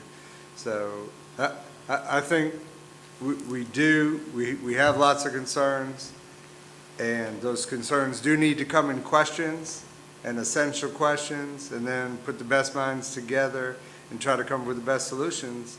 And we've got to embrace our families, we got to embrace our children, and we got to take care of them now more than ever before. And that's why I am going to be positive, and I know we're going to fall along the way. We fall along the way when we were here in regular school. We're far from perfect when you serve 5,000 students, but we're going to take care of our babies. And, Are we still having resource classes? We are. So what we plan is we're going to have a normal day of school. And we're going to have resource. Some of our kids come to school, as we've talked about, and you guys all realize, for the arts, or for welding, or for going to the ag lab. They have to learn the other stuff, but that's their primary reason to be here. We don't want to take any of that. We want back to normal. When they're here on our premises, it's a normal day of school going through, of course, social distancing. Some of that won't be normal, but as normal as we can, we want that to happen when they're here. And we don't want those critical other areas. They're all part of a good, well-rounded education. And we do have to address, so in our plan, how do we address the gaps that have arisen due to the shortage? It's not an easy job, that's for sure. But One of the questions I thought of when we were talking about summer school and then ESY, now that we're having summer school in person, why does ESY have to be online? Yes, we did talk about that. It's 20 students, and Ms. Magner had already discussed with the families of what it was going to be like, and everybody was in agreement. And some of those students are medically fragile, and for those reasons, we've decided just to keep it online, since the plans were already put in place before this Tuesday's announcement. They were already set, teachers were hired, the plan is, it's already set, so we're going to continue with it on the recommendation of our special education department. Okay. Okay. all right, who wants to go next? Rachel? I have the microphone. so Oh, I'll go. okay, Cheryl. I'm sorry. Just going to just brief you a little bit on where we are in the hiring process. As you probably can imagine, this has been a challenging year, but I can honestly say we're probably, as far as our vacancies, we're probably no worse off than we have been in past years at this time in June. As Dr. Thornton mentioned, we probably got a few more retirees this year than normal because people that were thinking maybe 1 or 2 more years thought, well, I don't know what I'm coming into the fall, so this might be a good time to go. So that did increase some of the vacancies. As I've made offers to people, they've also, our new hires have been very concerned. They call me back after I made the offer. Can I guarantee that they're going to have a job this year? So there's been a lot of just uncertainty among people, which everybody's feeling right now. Just to kind of give you an idea where we are with our vacancies, we do have a technology education position that's vacant at Smithfield Middle. That's been open for a while. So if you know anyone with tech ed background, then we're looking for that. We have 4 elementary vacancies, 3 at West Side and 1 at Carsville that we're still trying to fill. We've got a special education vacancy at Carrollton, but I made an offer today, and so she's going to call me back tomorrow, hopefully with a yes. We have 1 instructional coach position at Hardy Elementary, and as you probably saw today, we have a principal position as well. And then at Georgie Tyler, we have a math position and a Spanish position. So those are our vacancies right now. So it's really not too much away from the norm as it usually is at this time of year. And this time of year, I'll have almost everything filled, and then I get 3 resignations. It's contract time. People are deciding if they want to move on. We have had a lot of people this year that spouses are getting jobs out of the area, which I just found interesting, probably more than normal. A couple military moves. So a lot of the moves have been basically because of moving with a spouse. Diversity is always on my mind. Thought I had a really great plan this year, getting out to especially traditional black colleges, had job fairs lined up, decided we need to diversify the interview panels and make sure we have male, female, white, black. And then COVID came and every single job fair got canceled, except I was able to go to Lynchburg College back in early February, but that was a small fair. But all the others were canceled. So interviewing, hiring has been different. Everything has been Zoom, over the phone. So it's just been a different year. We have a thing called Handshake, which I can post positions at the various colleges' websites so that we're still getting out there even though there's not that person to person. And Lynn and I had a discussion back in the beginning of the year. We were talking about, I've gone even to Christopher Newport, and they say, we're Isle of Wight County Schools, and the kids will say, well, where is that? And it's like, right across the bridge. And then when you say Smithfield, they're like, oh, okay, I kind of know Smithfield. So we've been talking about our name maybe being something we really need to work on, that maybe that's not attracting a lot of the younger people. So when I post positions, I try to say we're close to large metropolitan areas, because a lot of young people want to be close to Virginia Beach. If we go to fairs, I have maps so that people can see where we are and how close we are to historic Williamsburg, or how close we are to Virginia Beach or to Norfolk. So we're really working at trying to attract a diverse group of students, diverse group of tenured teachers. But we're learning little things as we go through this process. And this has been a challenge, and unfortunately we didn't get to do the things this year that we hoped we wanted to do, but we're looking for positive things come next year. Okay. Any questions or? I just wanted to add, Ms. Tynes brought up at our last meeting about teacher pay and how important that is, and our young people, you know, there's a lot of talk of, why are you going into education when you're not even making $50,000, when there's so many jobs? If you go to college, you're going to make more than 50 grand coming out. And I believe your goal was to try to get 50,000 for the starting teacher pay. Yes. So we are going to work with this upcoming budget, and over the next 3 years, put in a 3-year plan, because I believe our beginning step is 44 something. Is it 44? So to move $6,000, you're also moving the other steps, Right. and which is a good thing. But I think we need to put a plan together to get there. If you don't put a plan together to get there, you definitely will not get there. And we have addressed all of our salary scales over the last 5 years to fix a lot of inequities across our scales. So now I think it's time to do a concerted effort and move for that teacher scale. There's a major teacher shortage, and we're going to be competing with all the people that Cheryl mentioned, Virginia Beach and the others, and we have to be attractive in salary and in other ways. And really, and we'll put a committee together for that too. What are the other benefits of why Isle of Wight can be attractive? That's or right. use the name Smithfield. Yeah. And that is a good point. When I first heard of Isle of Wight, I was like, where's Isle of Wight? Yeah. And it's, when I heard the Hampton Roads areas, I was like, oh yeah, okay, the Hampton Roads area. So we're going to have to do a good job advertising, because we do outstanding things. We said that in education. I think this board has said that over the past couple of years. Some of the amazing things we're doing. You saw that teacher, national recognition for agricultural work in an elementary school. National recognition. We're doing amazing things here. We just got to get our name out there, because this is a great place to work. So we're going to work hard on that. A lot of I'm glad you brought that up, except Mr. Wilson, I'm sorry. I didn't hear you talking. Go on. I might be a long time. That's all right. That's all right, but yours talking. Go on. A lot has been said, but I also don't believe one size fits all. We have no prediction as to how that child, teacher, staff person will respond when we come back after what we're going through right now. I sure wish I knew, but I don't, because it's unpredictable. You're dealing with individuals. Ms. Perkins hit the nail on the head when she said, basically, find the child where he is and take him as far as you can. That's all you can do. I don't think that it's going to be a one-size-fits-all, and I don't believe that it haven't scratched the surface to possible what we're in for, because so many things can come up. Murphy's Law says if it can happen, it will happen.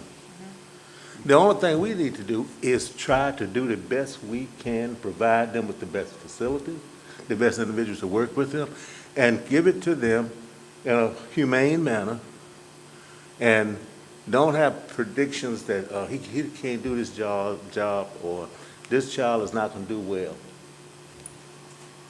Pick them up where they are. Encourage them as far as you can. And you've done your job. Thank you.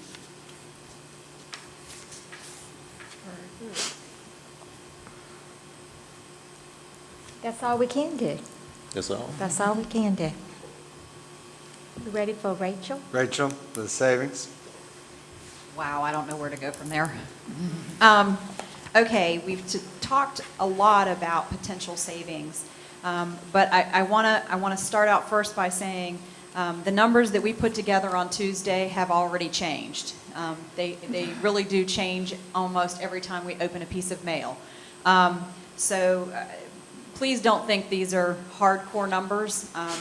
And we talked about a couple meetings in a row.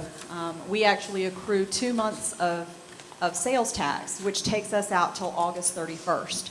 So these numbers will continue to change, and they will not be firmed up until after that final payment is made to us on August 31st. So all of this is estimates. We did get a little bit of guidance in a SUPES memo not too long ago on how we might handle our lottery funds.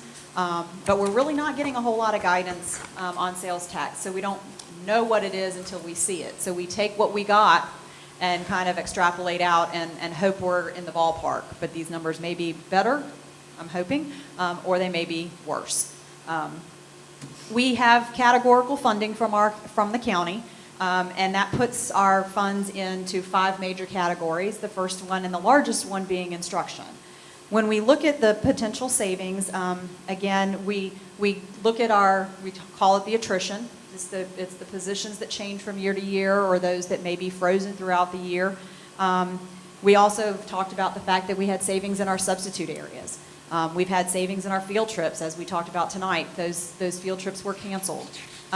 We had professional development that just couldn't take place because the only way to do it was to be off-site, and we couldn't travel. We couldn't go anywhere. So we made best and did professional development another way.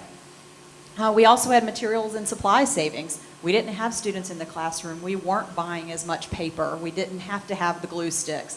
Those things add up. At the end of the day, our estimated savings in the instruction department is $666,000. The next category is our admin, attendance, and health. So that's where the large majority of your central office, it's where your health and human services are. We had professional development again for the administrators that was planned that couldn't happen. We also had legal services that we have savings in, which is a good thing, but we weren't here to have any of those issues that we may have had we been on site. So the savings there is a little over $191,000. In transportation, the biggest savings there, of course, is in fuel.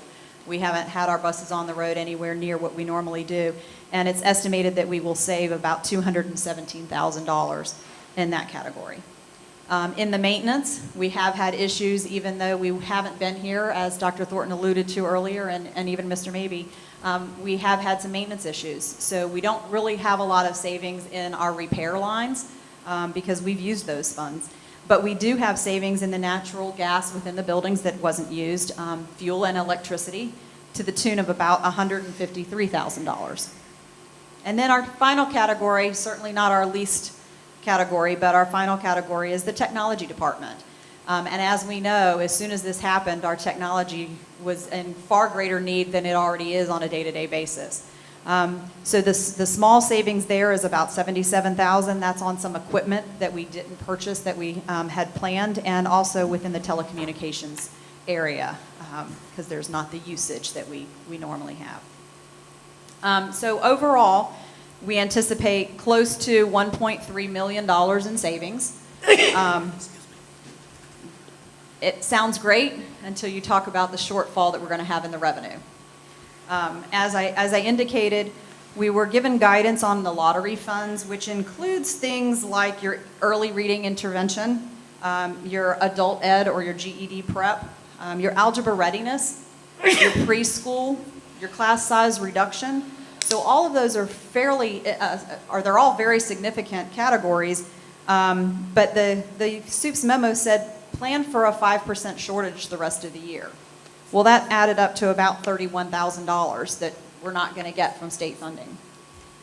Sales tax, the only guidance we really had is the 1 month that we knew, which was a partial month, and we were about 25% short. So the only way really to extrapolate that is to say, okay, well, our first full month out was April. So if we say that trend continues, that's 50% of what we would normally get. And we normally get a little over $800,000 in sales tax. So I estimated that we would get $400,000 for the next 3 months. So that's a shortfall of $1,200,000.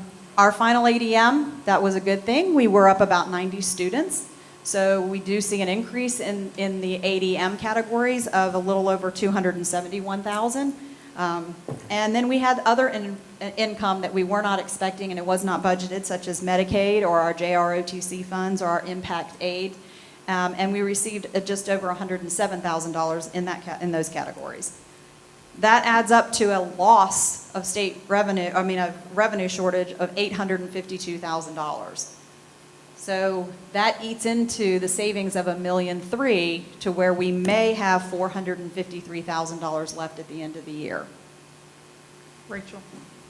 Yes, ma'am. Sorry. I missed the savings on the last category. Technology? Technology, yes. $77,800. Okay, thank you. You're welcome. I know that's a lot of numbers, it's a lot to hear, and it does move literally with every piece of paper that we open, but I'll certainly entertain any questions, and obviously if Dr. Thornton wants to add. So, well, all I'll add is it's good to see there's going to be 400-some thousand if those revenue numbers are correct. And now, our first look at sales tax was not as bad as we thought. But, so we did do 50% and thinking that's worst case scenario. Now, we're hopeful that that's worst case scenario. And if it is, then we'll have more money to give back. But like we said, we have stopped purchasing, and unless we absolutely have to do it, we're holding every dime because we want to be good partners with this county and send that money back and talk about how it can be used. So I'm hoping there's more, and I'm hoping that revenue comes out well. But and to give you a good example, you guys heard what we have going on in maintenance, and there was how much in maintenance? 100 and some thousand. Yes, $153,000. So we could have said, oh, let's buy Smithfield boiler and chiller or whatever that is. But with the uncertainty, I rather let's save every penny, let's give it back. And then as we have these issues, I think we have a good partnership with our Board of Supervisors.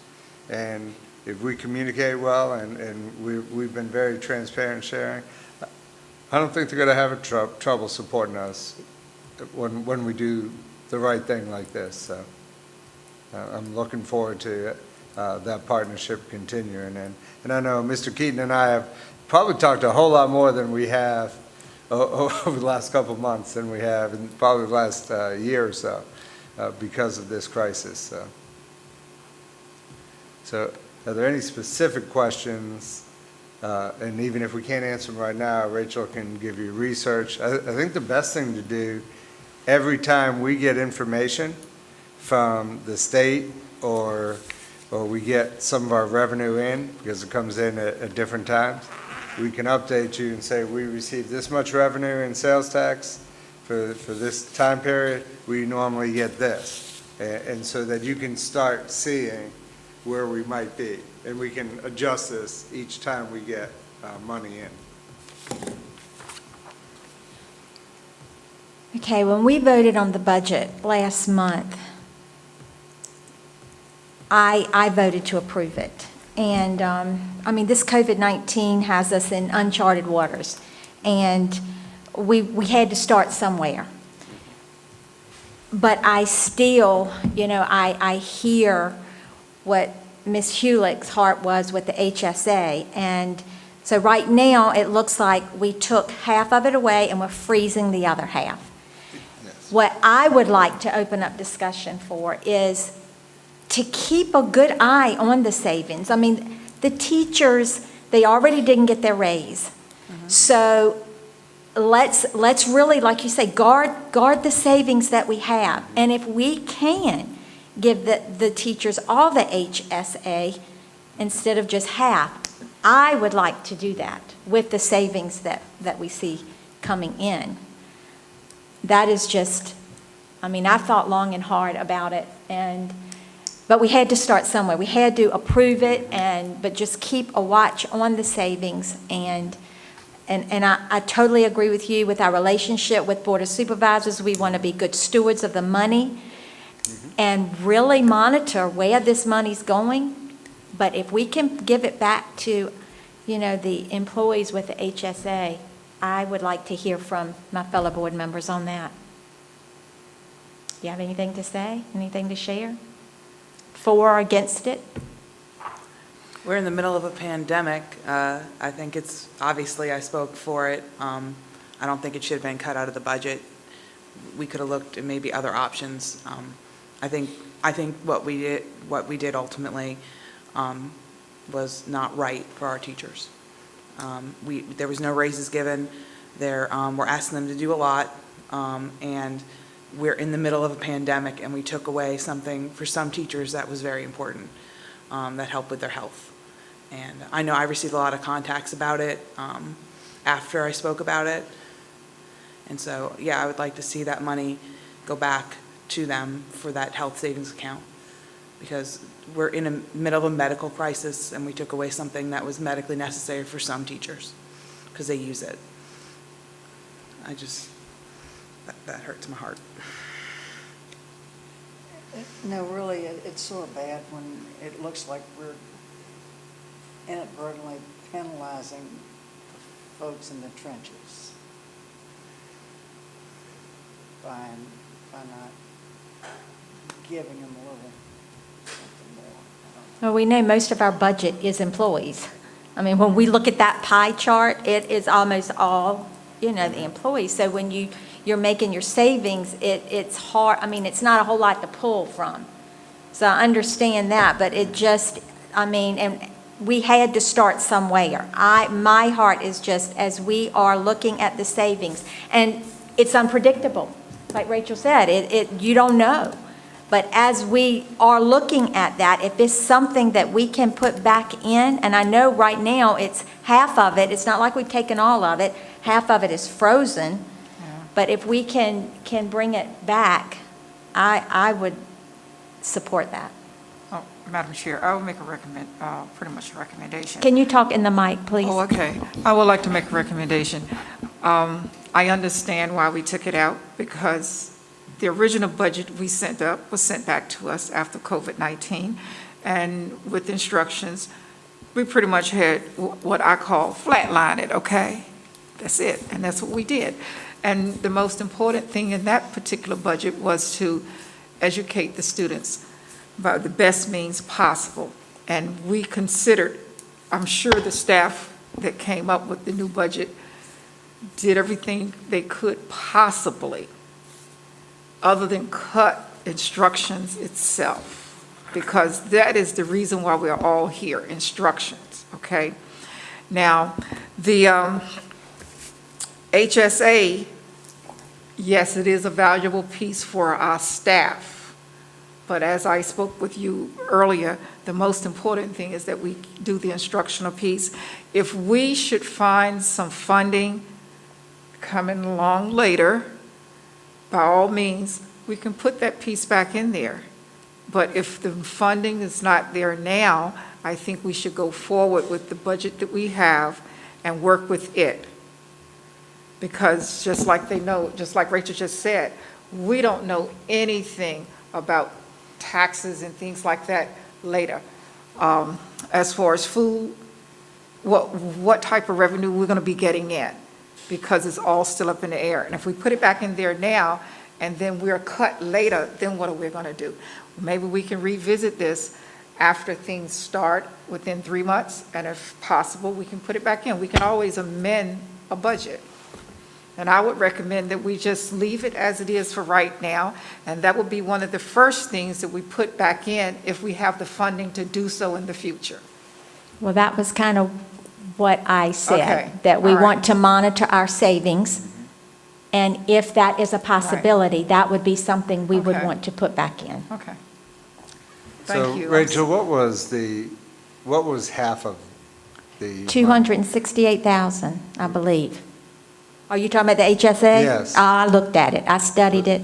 Was it It was 268? 268,000, and so I believe that was frozen, Right. and half of it was taken out. Right. So we also froze, I think in total, wasn't it about 1.4 million? And that's in different categories. So it is our intent that if we don't go that deep, and hopefully we do not have to go that deep, that would be the first thing that we bring back. And so the half is part of that 1.4 we froze. And then if we are able to bring that back, and then we have more money, then I think the next discussion for the board would be, do you want to bring the second half back with any savings? And so that would be our staff's first priority as well, to get that money back in the budget. So, Okay. but I do think we have to be careful on the timing of that. And what Rachel's report was for this year, but I do think we'll have a clearer picture as we start to move forward and the General Assembly meets again in the fall, or even here in late summer now. So as we get to possibly December, January, and we start to come out of this and we start to see the revenue, we may have an easier picture to then say, let's bring back half now, and not wait till like the end of the year. So I think there's going to be some windows where we can re-examine where we are throughout the year, and we'll monitor that. That's what I want us to do. Yes. That's what I, Madam Chair, I want to, while we're on that subject, not exactly on that HSA, but some of the things that we cut out of our budget, if we can see clear, because it was always, when it was presented, I understood why it was presented. I know we had to cut out all of the staff positions, the new staff positions, but there was one staff position that I felt like there was a need after it was explained to us why they needed a position, and that was in the culinary arts program at Smithfield High School, is because the instructor had asked us for the position because of the way the program is set up. If the instructor, the one instructor we have now is on the back side in the kitchen with gas and everything with the students, there's no one on the front side monitoring the students. So I felt like that was something that we really need to put in place to keep the students safe. Because if the instructor need to be on the front side and something go wrong in the kitchen, especially when you're working with gas, that could be a safety issue. And I've always had issues with when you're working in kitchens with fire, and especially with children. Although they're teenagers, they're still children. And if we can possibly bring any of those positions back, I would recommend at least trying to put that one in because of the safety issues. I don't want anyone getting hurt. And that way we would have 2 adults in that program to monitor both sections of the program. So that's a good example of kind of what the team is doing. We've actually talked okay. about that, and I think it was Vicki who mentioned at some point, could that position pay for itself? Right. If we're producing enough meals. So one of the things we are going to investigate is when we can open and when we do open, and kind of, you look at revenue versus food costs, and we can look at that.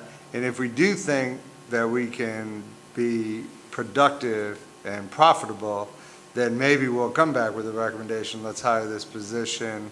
But we're actually, I think Mr. Mordecai and them are looking at that. Is that something we can do? Where, kind of like childcare, that pays for itself. And one of the things, I know we still have a meeting with Ferguson Corporation, correct? That's correct. We have that this month. Which they're very interested in the building trades and rehabbing elderly people's homes in the community. Well, that's going to take a person who can go do that too with our other instructor. So depending how those negotiations go, again, we may come back and say, we need this and here's how we're funding it. But all of those we're going to be looking at, can we somehow get some revenue that actually covers that particular position? So, so I think that's how we're going to try to tackle those areas. That if we can't get revenue to help it, then we're probably in that same boat of waiting. So, but we'll see. All right. We're looking at all those issues. All right, The thank new you. preschool program at Windsor, Mhm. is that going to be half and half, or is that going to be all day, every day? Or are we having to reduce the number of students? So those guidelines may be different, and so we're going to have, we had that conversation yesterday in one of our meetings, and there was talk of maybe we need to wait a year. But, so some of the conversation is, well, our teacher will have to be with our high school students, and then cannot be in there with the aide, with the young people, and then we can't bring the high school students in as we planned. Right. So maybe the high school students for 2 months will not be able to go in there, or may be able to go in there in small little groups. And maybe we have to hire an aide, a substitute aide for 2 months that sits with the aide while the teacher's with the students. So we're still investigating that. So all of these changes are, we have to look financially, how is it going to change? But in the same thing, this recovered book here has a section in it too that we need to, in schools, take care of everything. We've become social workers, everything. Could you possibly open some childcare within your school? And this is one that we did for instructional purposes too, for students. So I really don't want to close it. And I may come back to you and say, we need to, for our family's sake, or for our teachers' sake, or staff's sake, we need to open another childcare, according to these guidelines here, to help families. And that's mentioned in there too. Besides the YMCA. And so again, schools are often looked at, as you guys know, all of you have been educated, to solve the problems of all society. So we're looking at all those and the financial impact, and we'll bring those to you one at a time when we think we have a strong recommendation.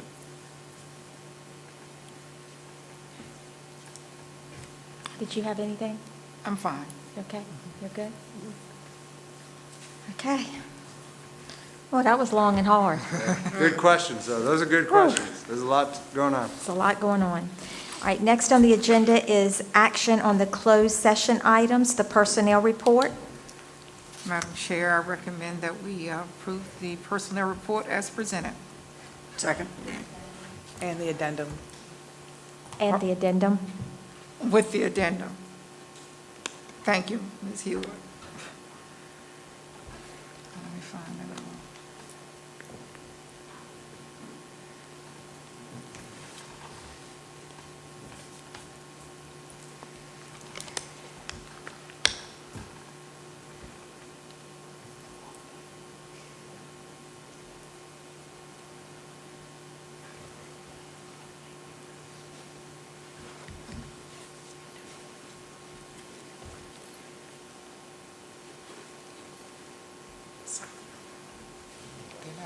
Okay, next on the agenda is the adoption of our consent agenda.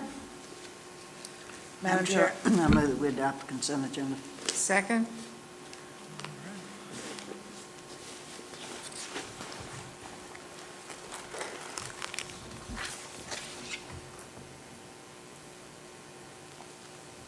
Is it up? Oh.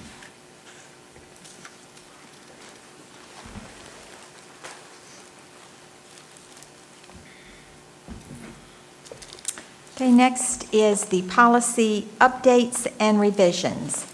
And the first is the policies for second read. Any discussion or any questions on those policies? Madam Chair, I make a motion to approve the policies for second read. Second.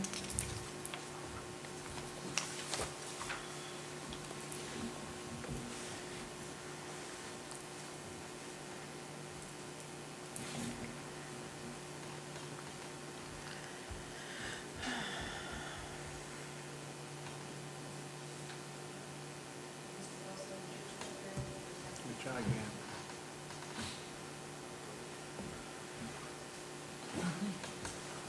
Try again.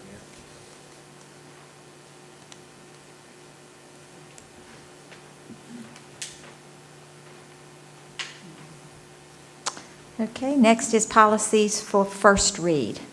Any questions on those two policies? Okay, on to the next one. It is board member requests and comments. Ms. Kulik? I would like to thank the Board of Supervisors for meeting with us today. We had a very productive meeting.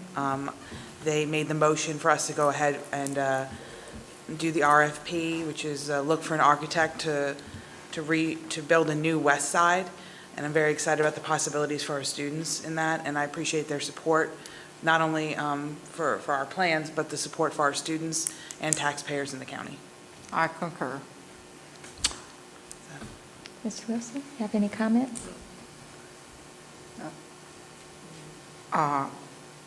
One, it's not a comment, I probably should have asked you earlier. I was reading someplace that there are some school systems that are, because of COVID-19, are no longer going to offer, well, they will, but not right now, the fine arts, music and art to the students as they return to school. They have cut it out of their budget for the year, for the coming year. And I was wondering if your committees have been thinking about those activities, especially how they're going to do it, because I know the students normally will go to that instructor, maybe, and I know years ago when I was in school, right, Julia, when we were in school, those instructors came to us. So my thing is, it's important that kids get the fine arts. So if we have to go down that road and think about, keeping the students healthy and safe, maybe we can but then y'all work it out, okay? Yes, ma'am. Just do what we can do. If they only can get it 1 month, once a month, as long as they can get some, okay?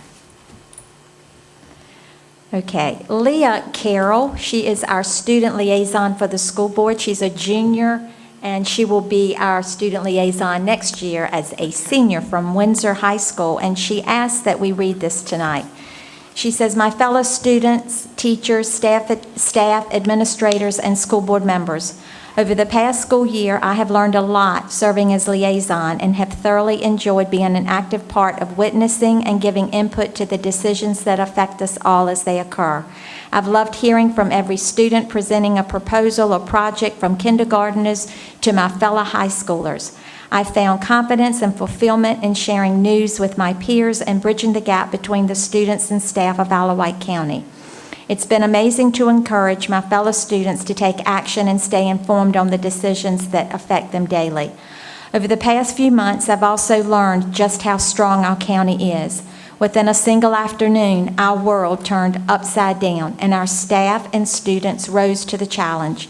2 weeks was turned into 3 months, but our staff did everything they could to make the most for the rest of the school year. Of course, I wish, as much as everyone else, that we could be together and complete the year in person, but I still have a few thank yous I'd like to share for making this time go as smoothly as possible. To our teachers, thank you for not only caring about our education, but about our well-being. It is through your hard work and planning that us students are able to be connected during this time, and thoroughly appreciate it. To our administrators, thank you for overseeing this process and maintaining communication to make this time less stressful on us all, and for coming up with ideas to reach out and continue to help us make memories in our school years. To our janitorial and maintenance staff, thank you for maintaining our buildings so that they are in the best shape for us upon our return. To our parents, I know it's a lot to ask for you to suddenly switch your profession to be a homeschool teacher. Thank you for being there for us and for supporting us through this time. To our school board, as always, thank you for making every decision with our best interest and safety in mind. I really miss working with all of you. I also have a few shout outs to every student from kindergarten learning how to read to the high schoolers waking up at around the same time first lunch starts. Look to the future and understand that this time is going to make all of us more connected and stronger. Life can only get better from here. To the students without internet, I feel you. I know this time can be rough, but you've made it through, and your perseverance will prepare you for the next chapter. To the athletes and academic team members, I understand our seasons have been cut short and am fantasizing all of the achievements we could have earned. We've all worked so hard at our craft and can use disappointment and pain this interruption brings to come back with a motivation ready to win. To the class of 2024, with the last few months of your middle school years cut short, I'm sure high school seems eerily close and overwhelming. I promise you it's not so scary. You will have time when you're uncertain of yourself, but if you will have times when you're uncertain of yourself, but if you rise to this new obstacle, you will grow into a strong new person. To the class of 2023 and 2022, your beginnings of your high school years were cut short, and you probably are feeling deprived of memories. Just be ready to come back and be a positive regard, ready to make new, even better memories.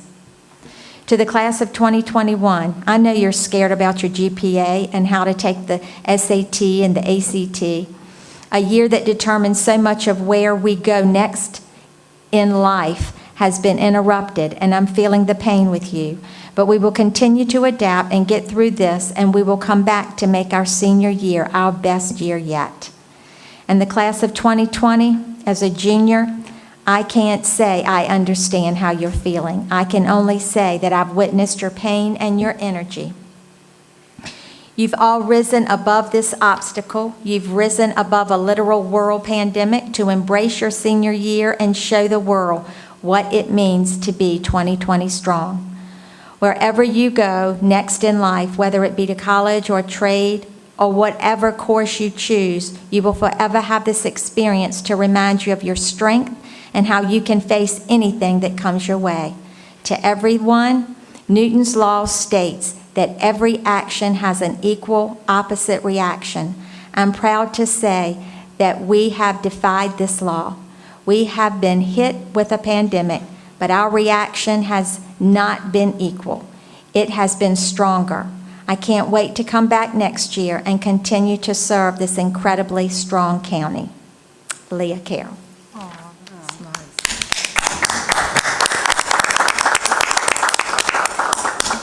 Okay. And in closing. At this time, our meeting is adjourned. That's nice.